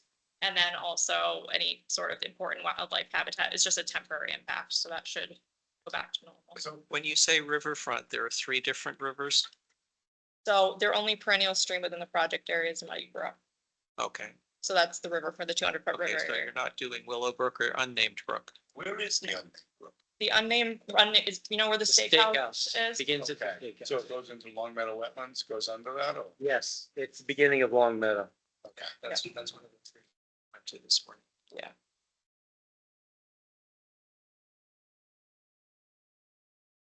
That's pretty much it. Questions? Like that, happy to take them now. Okay, I'd like to start with a summary of the sidewalk that we had. First one we looked at was unnamed stream by Steak and Seafood. Peter, your observations? It's a gnarly, ugly looking.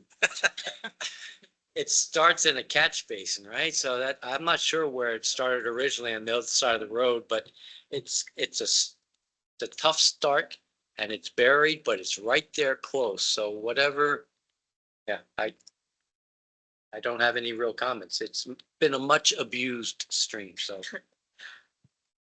Leave it at that. And you're planning on taking an additional, I think, 5 feet, doing something So we're the talking culverts about? is extended 15 feet in that location. However, I will say that that section that we're taking is not considered jurisdictional, just because there's nothing up gradient of it. So until it hits the wetland line there, it's not jurisdictional. So we're only accounting for that as a buffer zone impact.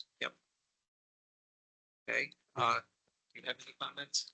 Okay, the second place we went to was Willowbrook, where suddenly the Willowbrook disappears under the parking lot in Willowbrook Plaza. So your comments? Well, that is a beautiful site. And there is a beautiful 2-part structure there. There is the culvert, but then about upstream, about 10 feet, there's a beautiful dam with easily installed planks. Now, I know the town had often wanted that as a firefighting to hold water. And when Willowbrook burnt down, they ran out of water and had to truck all the way to Nipmuc.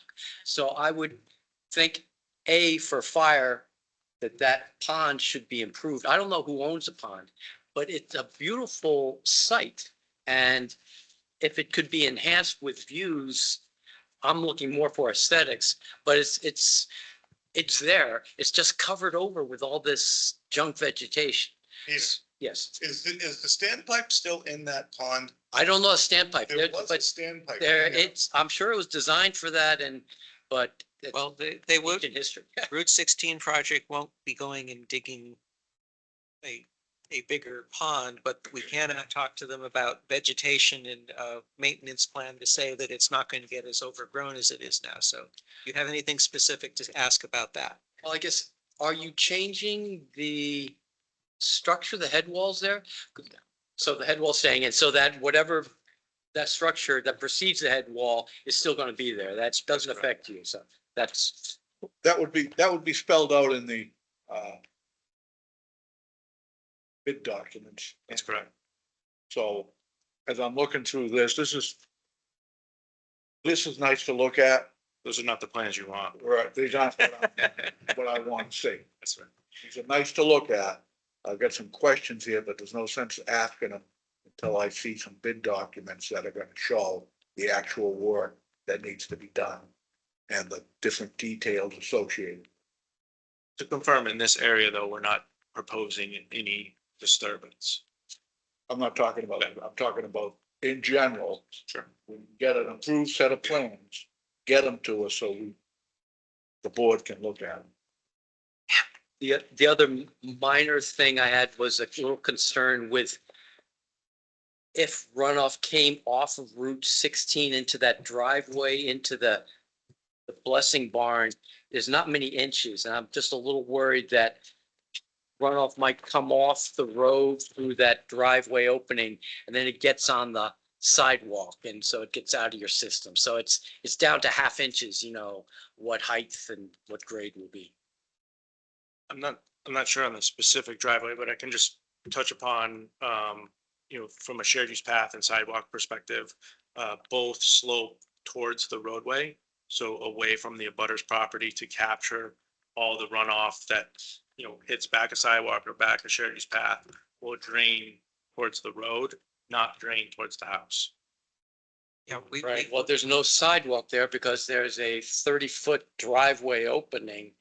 And so it's in that flat area. So it's the devil's in the detail, right? And so- when we got a photo after the rainstorm, you can see there's sand jumping over the curb, getting into what would be the sidewalk area because of the way that it's been settled over the past couple of years. So that's what we're talking about. That's what be getting improved.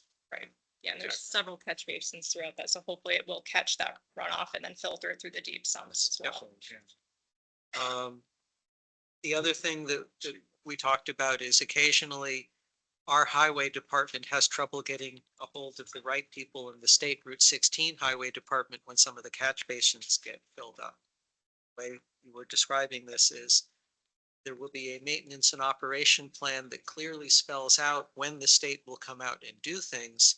So now our town DEP people will have that, and the highway supervisor can call up and say, hey, you were supposed to come out here and you haven't followed the plan, and then have some leverage that way. Yeah, so that'll be included in the NIPD's permit. Okay. Anything else about the second one? Okay, so that was Willowbrook. Again, coming from Hopedale down the hill, there's a lot of washout that happens on the sides of the road. Will they be putting anything to stop that from happening when they do this project? So in that area, because of the speed, there's slope granite edging that's proposed. It's proposed, okay. Yeah. So And that'll then there'll take be, care of that. exactly, then there'll be catch basins, to capture that, to capture the spread. And then it's a closed drainage system that outfalls and gets treated. Right, because there's already drainage running down that hill, correct? Right. It goes to the Muddy Brook? Or it outflows sometime? Right. But we're next one we're going to get to. Yeah.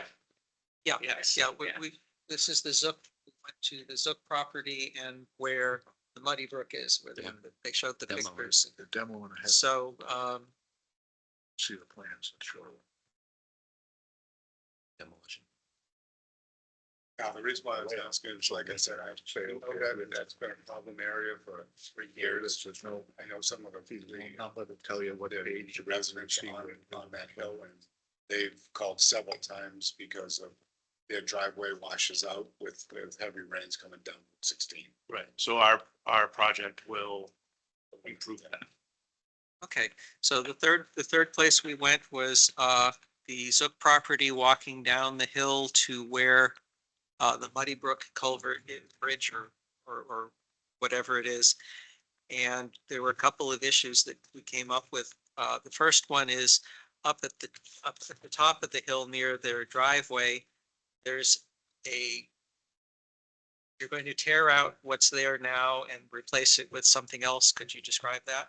Yeah, so I actually have a better plan than I did earlier. But essentially what we're gonna have is, oh, well, you can see that I can pass it around afterwards. We'll have a new outfall location with a sediment forebay here, preceded by several check dams and a grassy swale to slow the water coming through. And then we have just another infiltration section here, and then another grassy channel here, which should dissipate and infiltrate the water as it moves through this Okay. section. And did you check on, there's an easement that, There is a drainage easement through the right of way. okay. And one of the other things we noted is that there's some socks, siltation socks that were they biodegradable or not, and that you would be putting in biodegradable ones? We will have the compost filter tubes, yes. Okay, And I can't speak to what was done there prior, but we'll have the compost filter tubes. okay. And there was a question about some of the vegetation on the property. Well, first, before Mr. Chair, Okay. so, because Mr. Zook is here, the owner, so Okay. I was concerned with that long ditch, right? So I understand you from that detail, you might want to share with him, but that's a couple hundred feet maybe that expanded, but that ditch goes 400 feet and it's like 20 feet off the road. So Right. you have, is that on his property? Do you have drainage all the way till it goes? Yeah, so what's happening now is there's an existing flared end section that uses an existing grass channel that outfalls into the Muddy Brook. And that, well, that was a repair, the flange up on his, What I call existing is what's out there today. right. And what I'm describing was a repair that was done 15 years ago, 12 years ago to put in that plastic flared in, and you repaired a lot of places along. So Right, continue, yes. So what we're doing in this area is an improvement with recharge, peak flow, and total suspended solids. So by introducing the 2 forebays that Marissa mentioned, along with the check dams into the swale, we dissipate flows. We are capturing the sediment into the water, so it will infiltrate down. And then the water that actually makes it to the Muddy Brook will be cleaner than what is currently occurring today. Yes, I believe that wholeheartedly. And that'll be an improvement. Yes. My concern is just for landowners that, because that you have all the check dams in the first couple 100 feet, and then you're assuming that's all it's done, and it has done, it slowed the volume down. I don't see much infiltration happening, but it could. So I'm seeing the volume is not going to go down so much. The speed is going to go a lot slower and the water quality will be improved. Yes. But there's still going to be a heck of a lot of water going through that ditch. And I just want to be, or the answer, do you own that ditch the whole way? Or is that after 200 feet, after you've done those check dams and the right of way gets a lot narrower, is that ditch on his land and he can fill in that ditch? So Oh. it's a drainage easement, and the state accepted the right-of-way plans, and right now they're doing the title exam, so they will be contacting each owner individually. That's something that I can't speak to because it is a state process. It's not an HNTB process. And if you have any questions, I can get you in contact with the Mass.PM. Fair enough. This isn't really my bit. Lauren, have you received a note, letter saying they want to Yeah. take so much land? A week from today to meet Okay, so, with Sutcliffe. thank you. The infiltration, how does that, can you tell me how that works? I mean, is it rock or how does it? So the infiltrator, it's all gonna be, it's a grass forebay and a grass swale. So it'll be grass and then the check dams are stone. But this isn't, if you have any issues, like, if you wanted some trees or plantings, we could certainly add that to, accommodate anything that, but all I will say is the water is flowing there today. We are just trying to improve the situation. So separately from his potential issues, there about 300 feet as we walk down that ditch, it begins to go away from the highway and bend around this big old stump clumped catalpa tree that's regrown and a old cedars. So there's a clump of trees, which I would consider habitat potentially. And I'm worried that that's going to get biffed. So maybe we can't save those trees, or I don't know. So you know better than me, but we only can cut down 5 trees and we're only cutting down 4 in that area. We're not cutting those. So you're not cutting those trees, so you're not going to be filling, or that bank is. No, we're not doing much work. Didn't you already come through last year and cut all the trees down on both sides of the road? That was not part of our project. We haven't even advertised the project yet. So we Somebody did went that. through and cut all the trees on each side. Yeah. That's why I thought they were widening the road. Might have been the power, highway department power. It's nothing part of our project. Okay. So in terms of the proposed plan that you have for the new risk management practice, something or other, does that going to have a maintenance plan? Is it need to be dredged out or filters changed or something? So there's no filters, but I don't know how many years it would take to, fill the 4 bays. But that's something that, That's part of the new use permit. It'll be a part of the Okay, long-term and- operations maintenance plan. And is that maintenance done by the state or is it done by the homeowner? it would be by the state. Okay, so you would, if the homeowner said, hey, it's getting filled up and it's starting to flood out, he would contact the state and schedule correct. the work to be done ahead That's of correct. schedule if necessary. Right, and the drainage easement allows the state to, Yes. And it allows him to call the state up and say, fix it. yes, yes. Okay. Mr. Chair, the only other questions I have is we didn't do it on the sidewalk this time, but we had walked the site for that other unknown stream that Up in the comes combat zone. uh, uh, with an existing head wall on, so in between going further uphill, right by the new strip joint that's being, there is a head wall and an existing stream that goes under Route 16 that has been shown on a historical plan. And I guess my question is that head wall staying the same? You're not doing any work there? Because then it's the same issue, that drainage comes off, seems to me goes on private property, and it's there, and the existing owner talked with DOT and they came out and looked at it and said, well, better not touch it or give us a call before. So it's like off. Maybe you're talking with them as well, right? Yeah, so that head wall is actually beyond the limit of the project, so we're not touching that head wall. Doesn't the project go all the way to town line? Not outward though, is Yeah, what I'm not saying, not width- widthwise. Yeah, we go, So you're that not far. widening the road there and you don't need to expand, so that head wall's staying and you're not. that's, yeah, Okay, it's on there. fair yeah. enough. In terms of corporate structure, you're from the state and you're from a private company that stays We're hired. both consultants. Oh, We're consultants of Mass DOT. Okay. That's just gonna be. And someone, you're from DOT? Yes, yes. Pardon, folks. My name is Erica Larner. I'm a Wetlands and Water Resources Coordinator with Mass DOT. Okay. Do you have any input on the three places that we were talking about, the three rivers or anything? Any feedback you have on that? Nothing so much that I could add that the consultants didn't cover particularly well this evening, but I'm sure that we're going to come back together, and some of the just things that were discussed at the site visit I haven't heard about yet, and we're going to talk and come back with a response for you that addresses those concerns. Okay. So it sounds like you're not expecting to have final plans until the end of August. Does it make sense to continue until September 12th? Well, I can let you folks know that one of the reasons why we generally don't 100% finalize the plans is so that conservation commissions can request changes, request any kinds of conditions, and that we can then finalize them into the plans for that bid package.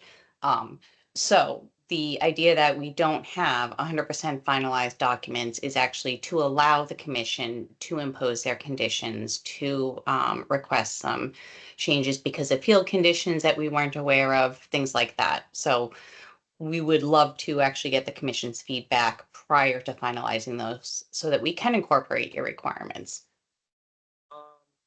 We've shared you some of the feedback in terms of the waddles, and you're going to be meeting with a specialist. And if you have any concerns after that meeting, you'd be able to contact our agent or speak with Peter and pass them along. And then we'd be able to get them. So yes, we'd be able to get you additional feedback. I'm trying to not schedule a meeting in 2 weeks with Isabella being away. So if it's, I'll now look at Mike. Do you have other things that you want to give them input on before you see what they consider to be final? I want to see the final print that's gonna go out for bid. Okay. And I'll look at it and then I'll ask some questions about it. Right now, Does it make sense for like I you? said, this is pretty, but Does it make sense for you to look at the packet that the select board has that are, what's the more detail that the select board packet is? It's the 100% plan set that was submitted in March of. But is that gonna have the details he wants, like the grades and the? Yeah, it hasn't changed significantly from 100% to PSNE. Mr. Chair, yeah, would you? we'll take a copy of those prints, but like I said, once it gets a stamp that it's approved and it's gonna go out for bid, that's the Bible, as we say. I think they need the order of conditions for bid. Yeah. Yes, Mr. Chairman, if I could explain once you folks decide to vote on a plan set, That plan set with those dates, the signature from that engineer that's stamped is actually what's put in that bid package. That final approved version that you folks approve is the set of construction plans that is finalized and attached to the contracts and that the contractors have to adhere to. So this is actually part of the process of finalizing that bid package is that you folks have to approve of the plans before they can become part of that. So let me add, the select board packet. If Mike or other committee members find no issues with it, is that what would be turned into the final bid package with no changes? Okay, Mike, is Correct. that sufficient for you to spend your time looking at what the select board has? Sure. Okay. And When can we expect to see a copy? At our, Has it, so what's that? I think the select board already has the plans. The select board has the When are complete we gonna copy. get When the are we going to get? So tomorrow or the next day, can we get, there's one copy. Can we get a copy in his hands? I have to find who has them, I'm sure. They're probably in the office over there. you're about to go on vacation. Do you think tomorrow you can let Mike know where they are so he can come in and delegate this? Correct me if I'm wrong, but it's supposed to be part of the notice of intent, right? I don't think We they- should be getting copies of everything that's submitted. As Some part of of the the, notice of intent. Some of the details that you'll see on some of these plans will include things like utilities, things that may not necessarily be relevant necessarily to the wetland impacts portion, but you're absolutely more than welcome to them. We oftentimes try to produce a plan set that clearly communicates to the commission what kind of impacts we are asking for. But we're more than happy to provide the full plan set as it currently stands today. But, I didn't see a much- big many of problem with those- printing out another set of print. No, prints. not at all. Of course not. Right, There's so no problem Let's whatsoever. have it and we can move along. Okay, my interpretation of what she just said is most Concoms don't have a large project construction person like you on them to look at the plans. Well, E- surprisingly, they do. Exactly. But of course, if you would, Surprisingly, they do. but of course, you're more than welcome to have them. We're more than happy to provide you a printed out set of that. Thank you. Okay, so Isabella, can you work with whoever to make sure that there's a copy for Mike to look at? Can I make one observation? Will you go back and look at where Granite Street is? Because Granite Street is not where it's showing. The Tennessee gas line, that was Browning Street. Granite Street is like three streets up from that. Okay. Confirm. Mr. Chair, could you indulge a kind of a personal question?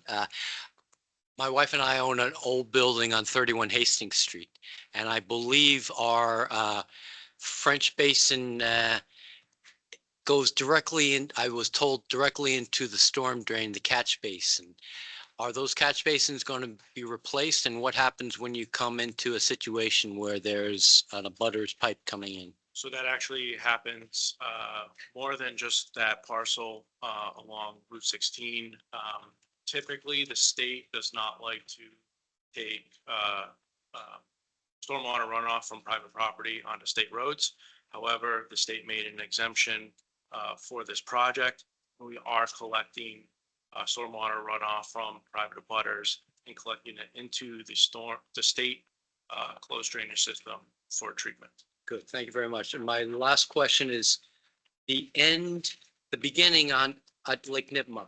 But that is the real problem that I see is all the silt coming down Route 16 into your catch basins. And our BW says it's not their catch basins, it's the state. And just, you're ending it right there. And that's probably the critical one, but you got a couple more further down. So can you address that or? So you're, just so I can understand the question, beyond our project limits, what happens to those catch basins? I guess, yes, because, and then why'd you choose to come down and end there as opposed to going down, catch another couple catch bases? It's for safety. I don't. No, I bet the answer to that is more money related. But around that corner where Taft Ave is, Taft Ave, the intersection to come out on Route 16, especially if you're taking a left, heading westbound, there's significant vegetation on the south side of Route 16. Yes, there's an old wetland there. It's just sitting there. Yeah, yeah. So part of the extension of the project was to do some tree trimming in that area to provide safety for people that are exiting Taft Ave. Because we've had problems with the developer on the north side, and then his erosion goes into the wetland, then it goes under Route 16 there, and then there's another ugly little wetland, and then it comes out. So it's kind of like a no man's land. Yeah, so on the north side of Route 16, where Hartford Ave West is, we are providing stormwater control measure, 4 bays infiltration in that area. And deep sumps, and you'll promise to maintain them, right? Because we have a lot of silt, and it seems to get up in the lake there. So I can't speak on behalf of Mass DOT, but yes, they're supposed to maintain them. because there's a delta that has formed out, and in the past, DOT has helped excavate that delta. So, thank you. Mr. Chairman, can you find out if the planning board has looked at this or had any input? The Mendon Planning Board. We have been in communication. They put any input in.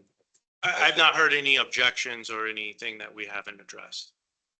Are they going to be needing to issue any permits or paperwork? Okay, There was a public hearing like 6 months ago or something, or? There was. and our Public Works Department, the highway supervisors happy with what's going on as well? Well, does planning board review the stormwater? Maybe you could shoot a letter over to them and let them know that they'd come before us, and if they had any inputs or any concerns that they'd like to share. Please let us know. Sure. Okay, so in terms of timing, is this something you would want to have done by August 22nd with us issuing an order of conditions, or would this wait until September 12th? I think that I'd love to ask our consultants what they think a turnaround time for addressing the concerns we heard would be reasonable for you folks. I wouldn't want to rush you. I just didn't want to also give a false impression about what the bid documents would be like. My other question is, when do we expect to hear from DEP? Because I don't want to close anything until I've been yelled at saying, do not close things until DEP weighs in with their comments. I'll answer the first one and Marissa could answer the DEP. Okay. So as far as understanding your concerns, it would be, I understand you're going on vacation, so we're happy to come back in September for the next meeting. But it'd be beneficial if we could understand any of your concerns within 2 weeks so that we can. Yes. Because there's a process. Once we have final plans, then we have to go through contracts for the DOT side. And that process does take some time, and I, don't want to extend that. Okay, so there are two areas where I see there might be additional comments. The first one is after Mike reviews the select board packet, or our copy of the select board packet, and provides feedback, and we will work with Isabella coming back from my vacation and my filling in. I'll nag Mike to make sure that he gets some either verbal feedback that I can turn into writing, or he might end up talking to you directly on it. And the second one is if we have any concerns from the abutter or any other citizen who wants to give input on their parts of the project. So we will definitely be able to give you that feedback by the August 22nd date, or sooner. And then we would then continue this until September 12th, at which time, if we have a DEP number and all of the other issues are addressed, we should be able to issue an OOC. Does that make sense?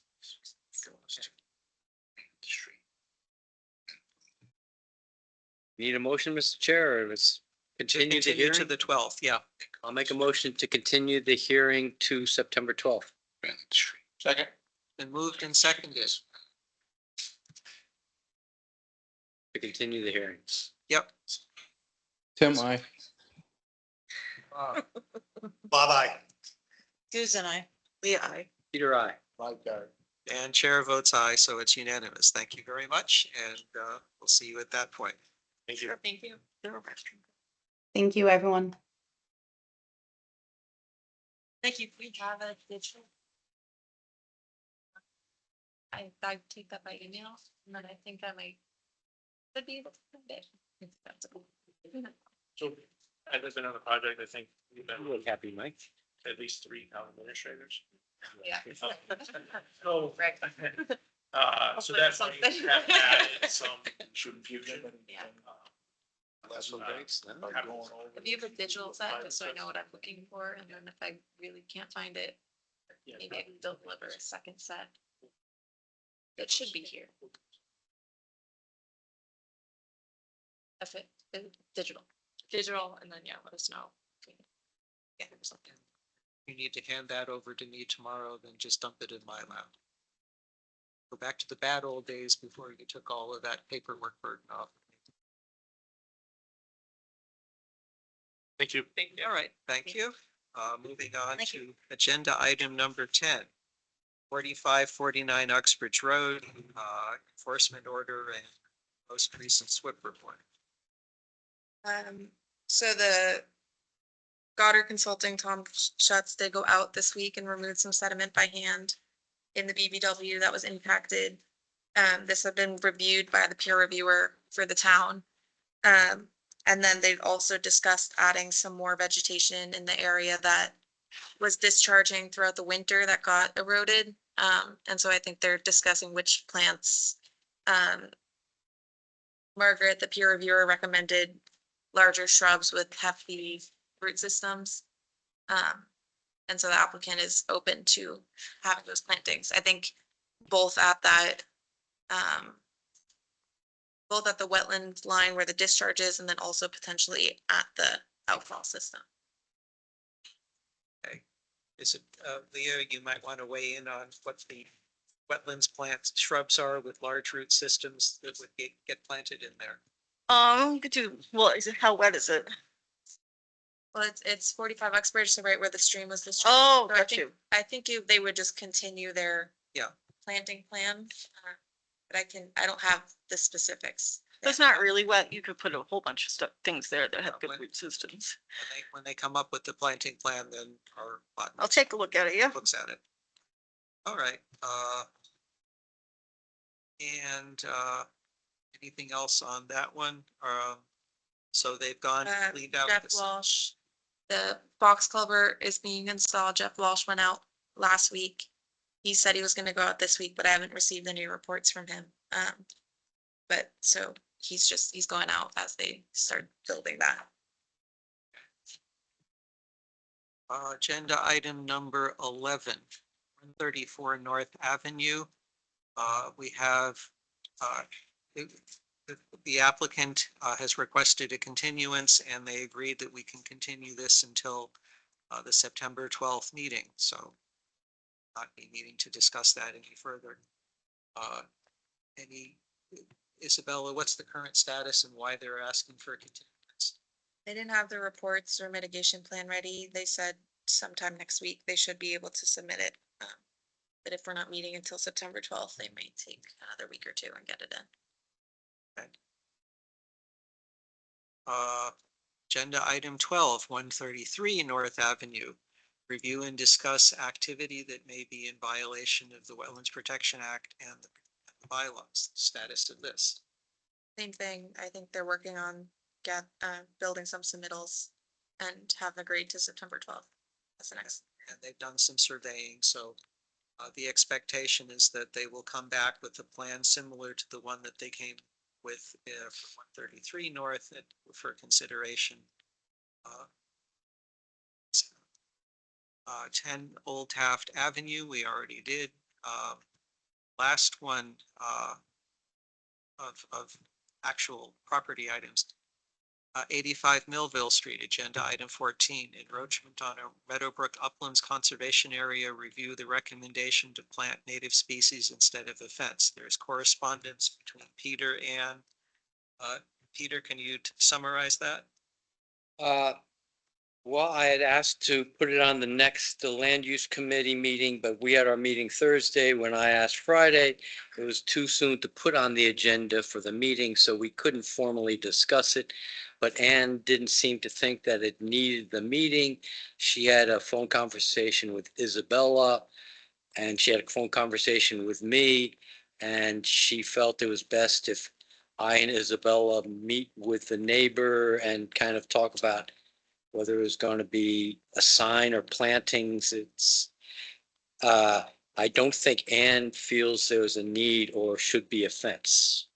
So- She is thinking a sign should be sufficient. Well, I would prefer to have something more tangible than just a sign, and that's why I like the idea of planting large bushes. So which is what planting, I was the think discussion. planting and sign is the way we're going. Is this but where The person volleyball court, yes, Yeah. who's cutting, yes. it's gonna present the same problem.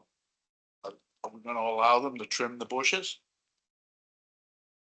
Bushes get overgrown and grow onto their property line? No, I think we're not going to allow them to plant on our property. We're going to work with them to create a nice, clear line, whether it's at least going to have a sign, it's going to have some plants, and if we can't come up with something mutually agreeable, then it will be a fence. But that's You know, a nice row of like arborvitae occidentalis or something with this. on their property. Yeah. Yeah, so the principle is, this is open space, town open space.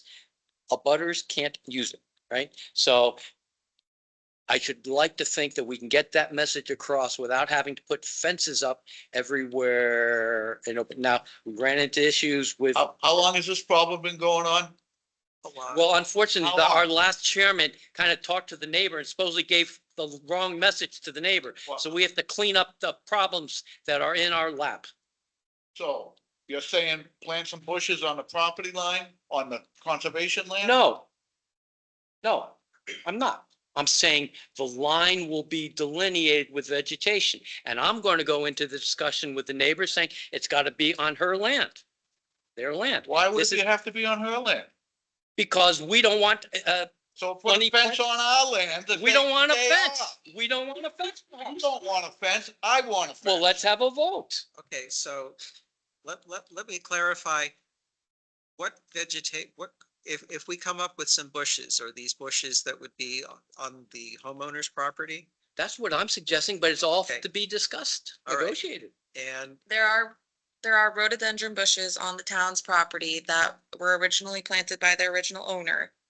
And so the current owner has been maintaining up to those rhododendron bushes. So I think putting 3 or 4 rhododendron bushes on her property so she can maintain them is more in line with the purpose of a conservation restriction than installing a fence, which could prohibit wildlife barriers. I agree. And it also, that section of Millville Street, the reason the town has that strip is in case we ever wanted to have parking and access from Millville Street to be built out. And I think having a huge fence on that side, kind of goes against the purpose of the Agree, a CR. huge fence.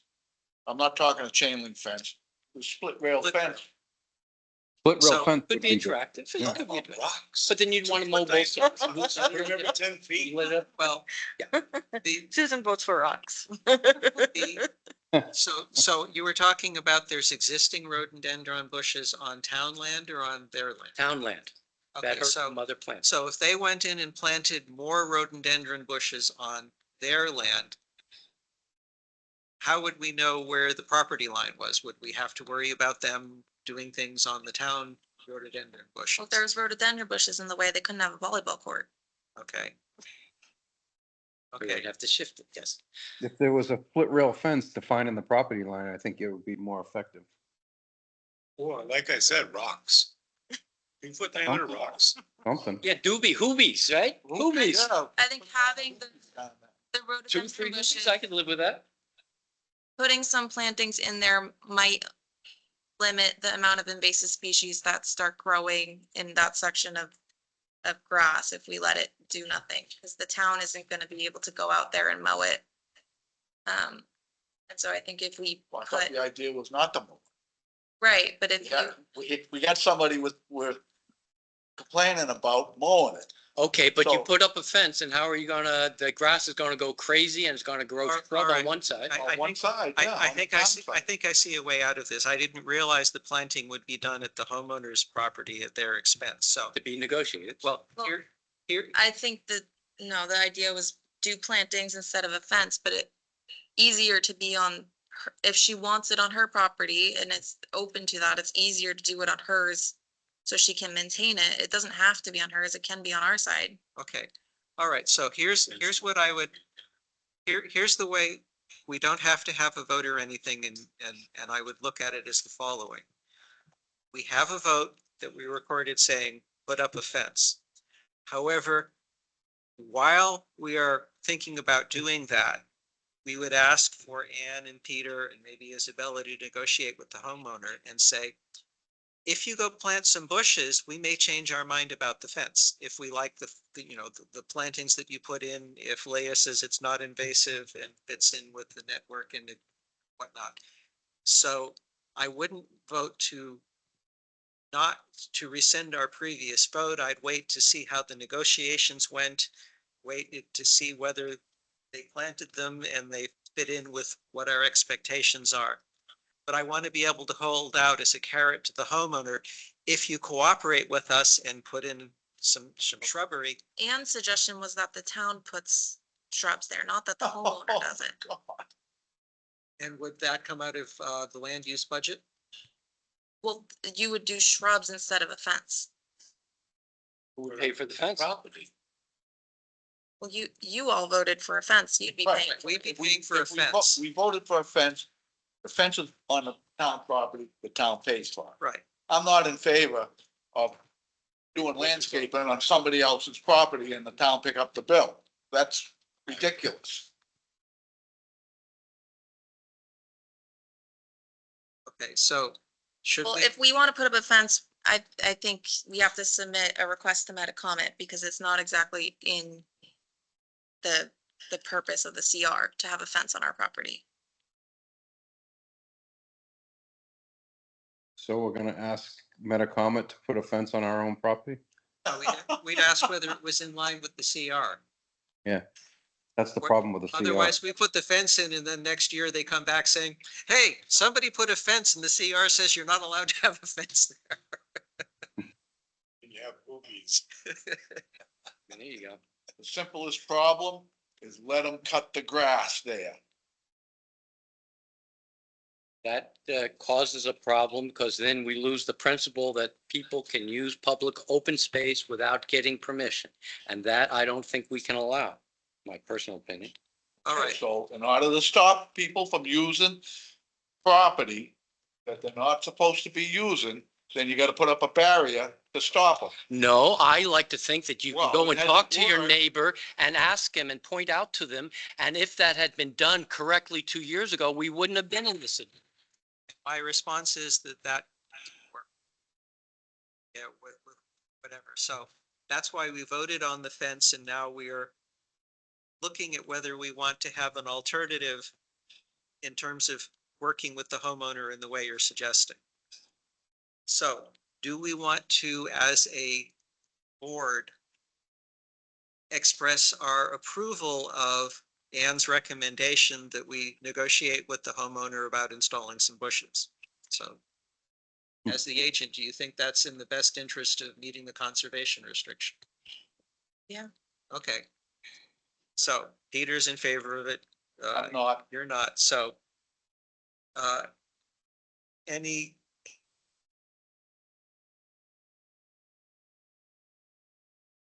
I would still like to know whether it's gonna be on the conservation land or on there. Well, you could pick.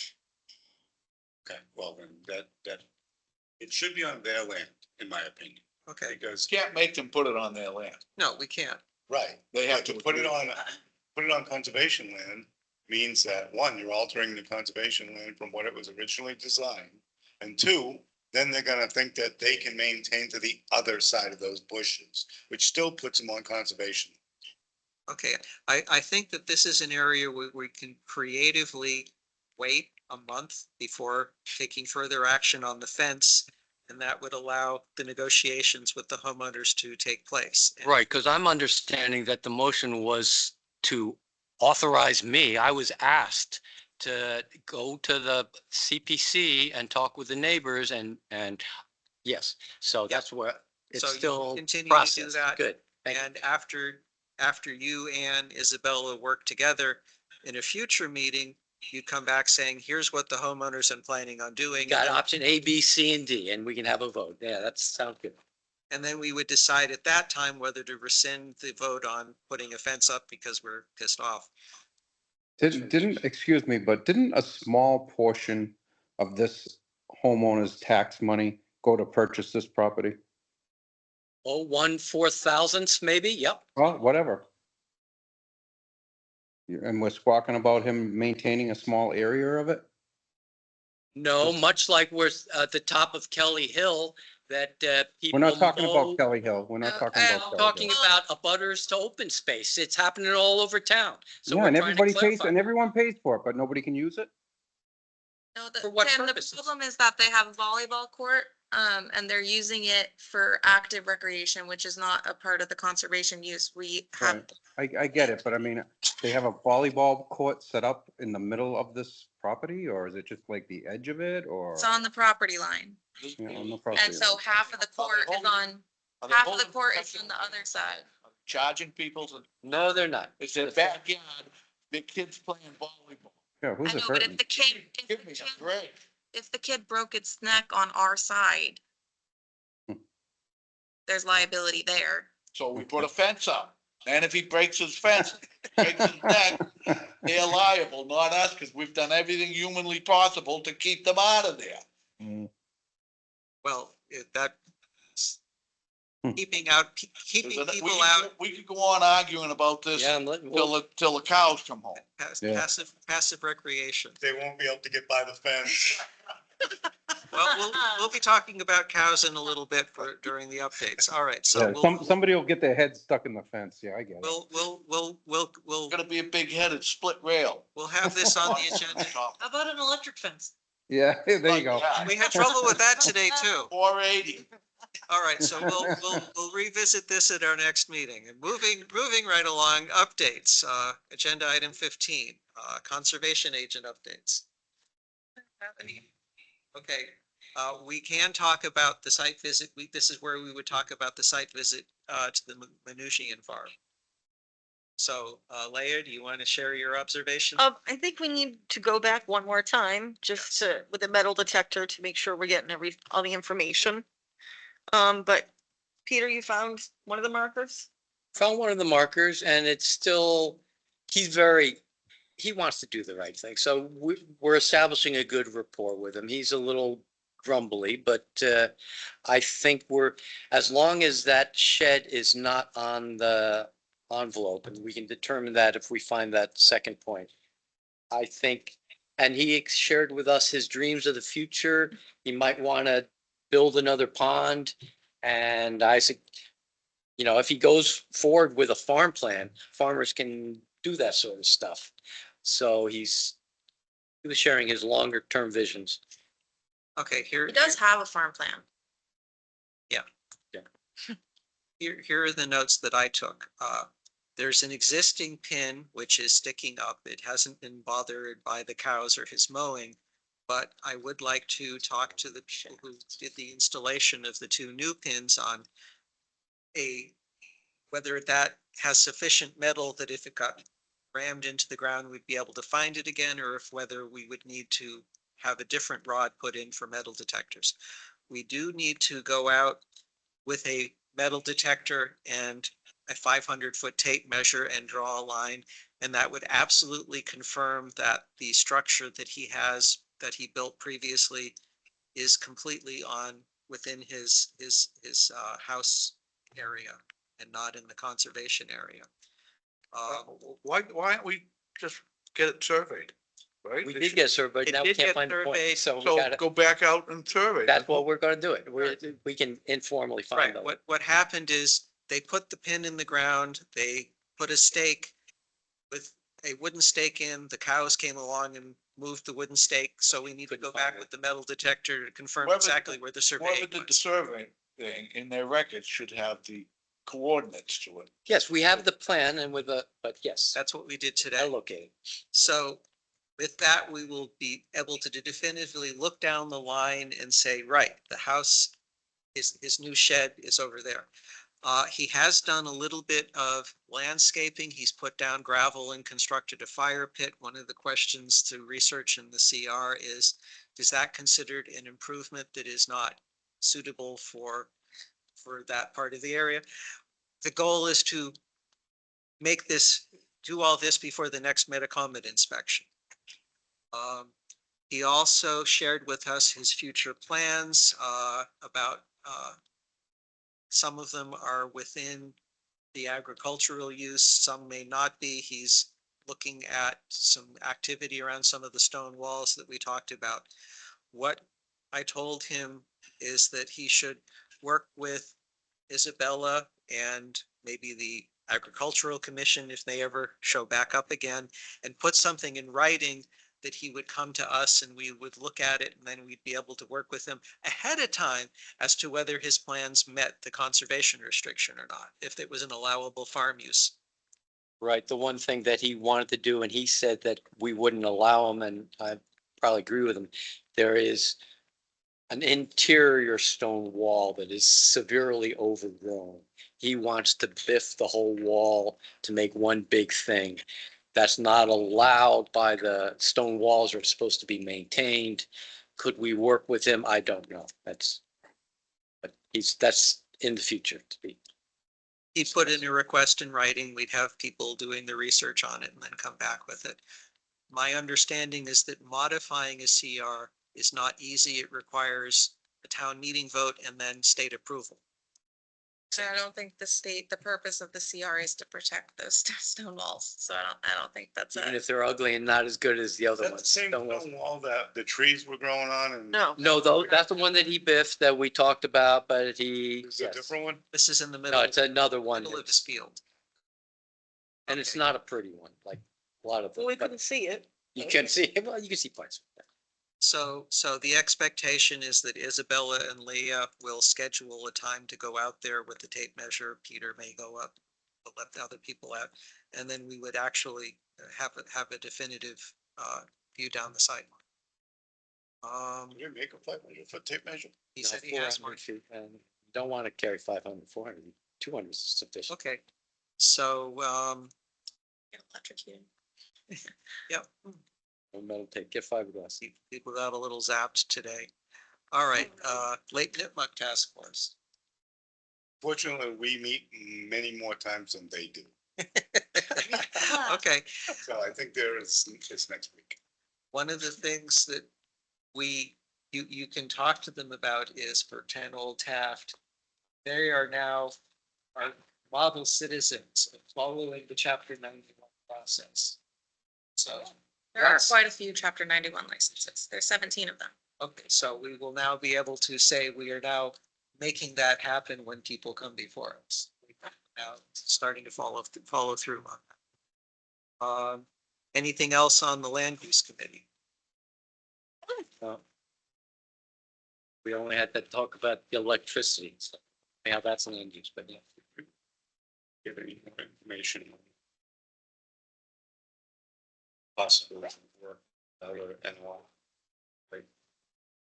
Yeah, 39 Taft Ave, there were a couple calls from the neighbors that they were doing work. The owner said nobody lives there and nobody's working there, which I don't know what kind of response that was. But they did call the building department and are submitting a building permit for a deck and a dock, so something's coming. But nobody lives When there. I was there, there was a machine there. Cut a tree down, and the bobcat was sitting in the backyard. I don't have photos to go off of. So I told the neighbors, if they see any more work, they have to document it. Any word from 13 Bellingham? He's having the professional wetland scientists go out and do a monitoring report. So we should see that in the next week or two from them. Okay. So they are going out. Okay, minutes, 16, agenda item 16, you pass over that? Okay, you were busy dealing with other things. Okay, good and welfare for the commission. I have something, but Leah, you had a question about 23 Cape Road. I did. Oh, sorry, that was Susan. Okay. Wrong, Yeah, so- wrong person. Yeah, so the last I, heard at one of the meetings that they're trucking in a bunch of fill. However, I'd like to see some analytical data because you can't degrade other lots by bringing in something that may or may not have something in it. So, and also a SIP analysis. I think the fill was all permitted through the notice of intent. I don't know if they have to disclose. But there's something that's called the Massachusetts, it's a part of the Mass DEP is called similar soils guidance. Can't just bring something of that volume into another place without making sure it's not to do worse, make the, or the brain worse off. It come from. So is that a purchase order? What am I asking for? Documentation as to what the fill was brought in, because I don't Yeah, know where if they, came from. I've never heard of inspecting fill coming in, but usually it's fill going out. That's. I've dealt with that when you're doing a capping landfill, stuff like that. That's one of the reasons.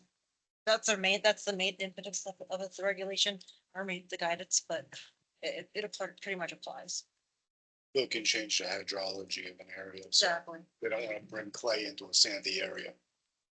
But the fill they're bringing in is going to be covered by impervious pavement or by a building.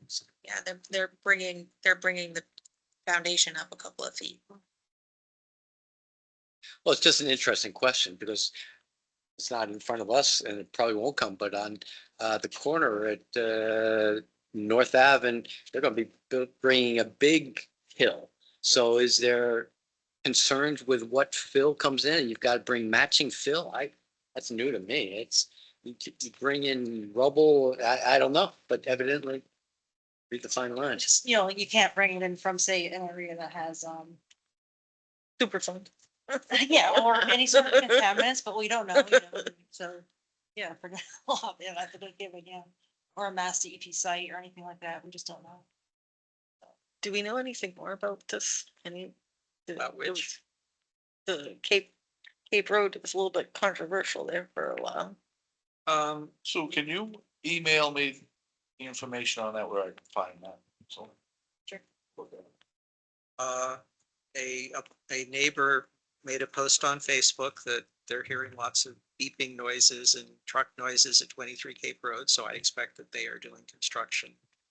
At some point, they will be needing to work with us to, when they get down to the part of the site where we're jurisdictional, and to the north and the south, we will end up making reports to you.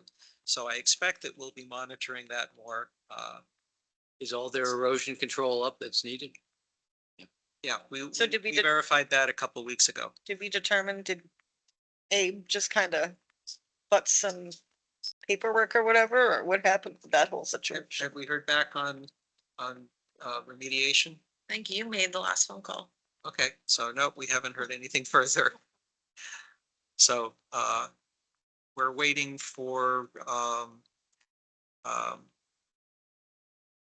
them to come back with more information. I can follow up with that. All right, anything else on that? I'll talk about my good and welfare for the commission. There was a concern expressed at a previous meeting about the length of meetings, and they're going for many hours in the evening. There are two different things that I would answer to this. The first one is the frequency of a meeting. Planning board meets once a month, the select board on it's like, we have to have a cadence of every more frequent meetings because of the strict timelines built into the Wetlands Protection Act and the regulations. We do not want to allow an applicant to game the system by saying, oh, the Concom isn't meeting, so therefore I can submit now and they won't have a meeting to have a public hearing and therefore I don't have the local Concom hearing them. So that's why we have to have meetings. I don't want to tell applicants for the same reason, sorry, we've already got 3 other public hearings this night. We're just not going to pay attention to you. And the reason is you can't continue a public hearing without the consent of the person submitting it. And the final thing that I would say, and this is looking around and glaring at people in the room, meetings would be a lot shorter if you spent 3 or 4 hours Thursday looking at the folders and the files that Isabel is making for us and not having to wait until the meeting to open up the files. If you're able to come to the meeting with a list of things saying, I reviewed the document and I would like to know this answer to this specific question that I have here. Now, I'm not pointing at you because you're very good at looking at a document and immediately, aha, question. But in general, if you're able to spend some time prepping for a meeting ahead of time, looking at all of that folder documentation, even though Isabella doesn't send out the mail until Tuesday, Wednesday, Thursday, saying here's the agenda folder, that agenda file folder is sitting there the whole week long. So as you could, like 1 week before, go into that folder and say, any new documents that have shown up? And then do a very, when the agenda is posted, very clearly go through and say, here's agenda item, let's look and see what the documentation in there is. And that way you would be more prepared to, this is why I'm basically sitting, listening to the presentation going like this, and then, oh, here's my specific question. Because I read their packet ahead of time, please answer for this particular point. So one of the ways to get shorter meetings is to have people do some more prep work, and they don't have to go back and forth asking for clarifications on things. They can just come in with the killer question. I got another suggestion. Yep. Depending upon the workload, there's no law that says we have to meet every 2 weeks. We can meet every week. We can meet twice a week. As long as we post it. So why don't we adjust our schedule to the workload that's coming in? It's simple. So what's the concern? The meetings are too long, so you'd rather have more meetings but shorter meetings? It's not my concern. Well, I'll stay it's here not my all night if concern that's- either. yeah. I'm not, I don't have a concern. No, the issue that, Mike, you have raised in the past is because you're active in other community and town municipal committees, that you would find it difficult to block out anything other than the set in stone second and fourth Thursdays. Well, I would say a suggestion is we could hold them at 6:30 rather than 7 and get out a little bit earlier. Okay, the select board does tend to start at 6:30. Planning board starts at 6. So one of the reasons why we started late is, I believe, your commuting schedule when you were up working up in Maine. Right, I believe for the next year, 13 minutes away from. Yeah, and I'm sorry, I have a hard time eating dinner before 6. And if I don't eat dinner and I'm coming here at 6:30, I'm not sure you want me here, but Well, I had a snack and I'm. I know that's right too, but I'm kind of hungry. So I don't mind the late nights. I don't have. I think the way we do things is fine. Is anyone else okay with that? I mean, we've had a lot of hearings, so it's tough. Listening to It's you a would cycle. necessarily- Well, it is cyclical, It's a big cycle. It goes up, down, busy, not busy. I up. wouldn't mind. But if we don't have anything on the agenda, I'll, can cancel if I don't have anything. we did do that 3-4 years ago. There would be times when no meeting this week. Okay, so I just wanted to, good and welfare for the commission. That was my feedback on that. And have we almost done that? We could almost, we Canceling need the a next meeting, the Yes. next meeting? Yes, so just to make it official, we have continued everything that needed to get continued To September. until September. So we are not planning on having a meeting in 2 weeks. If something arises that we do need to have a meeting, I would be working on posting the agenda and letting people know, but otherwise we would be not meeting. You got vacation. Yep. Summer So, break. so Where where, you going? where are you going? Yeah. Dutch. We'll just keep the meeting going. My mom's from Norway, so all of our family's there. Okay. All right, agenda 18, items not anticipated. advance of the meeting? Anything to be brought up? Okay, ready for 19. Motion to adjourn, Mr. Chair. Second. Moved and seconded. No discussion. All in Who's bringing favor? snacks? Wait, I need signatures though. Yep. Sign things on your way out. Wait, we're done. We're done? Yep. Yeah. So we're signing the Ralston Farm stuff. And the well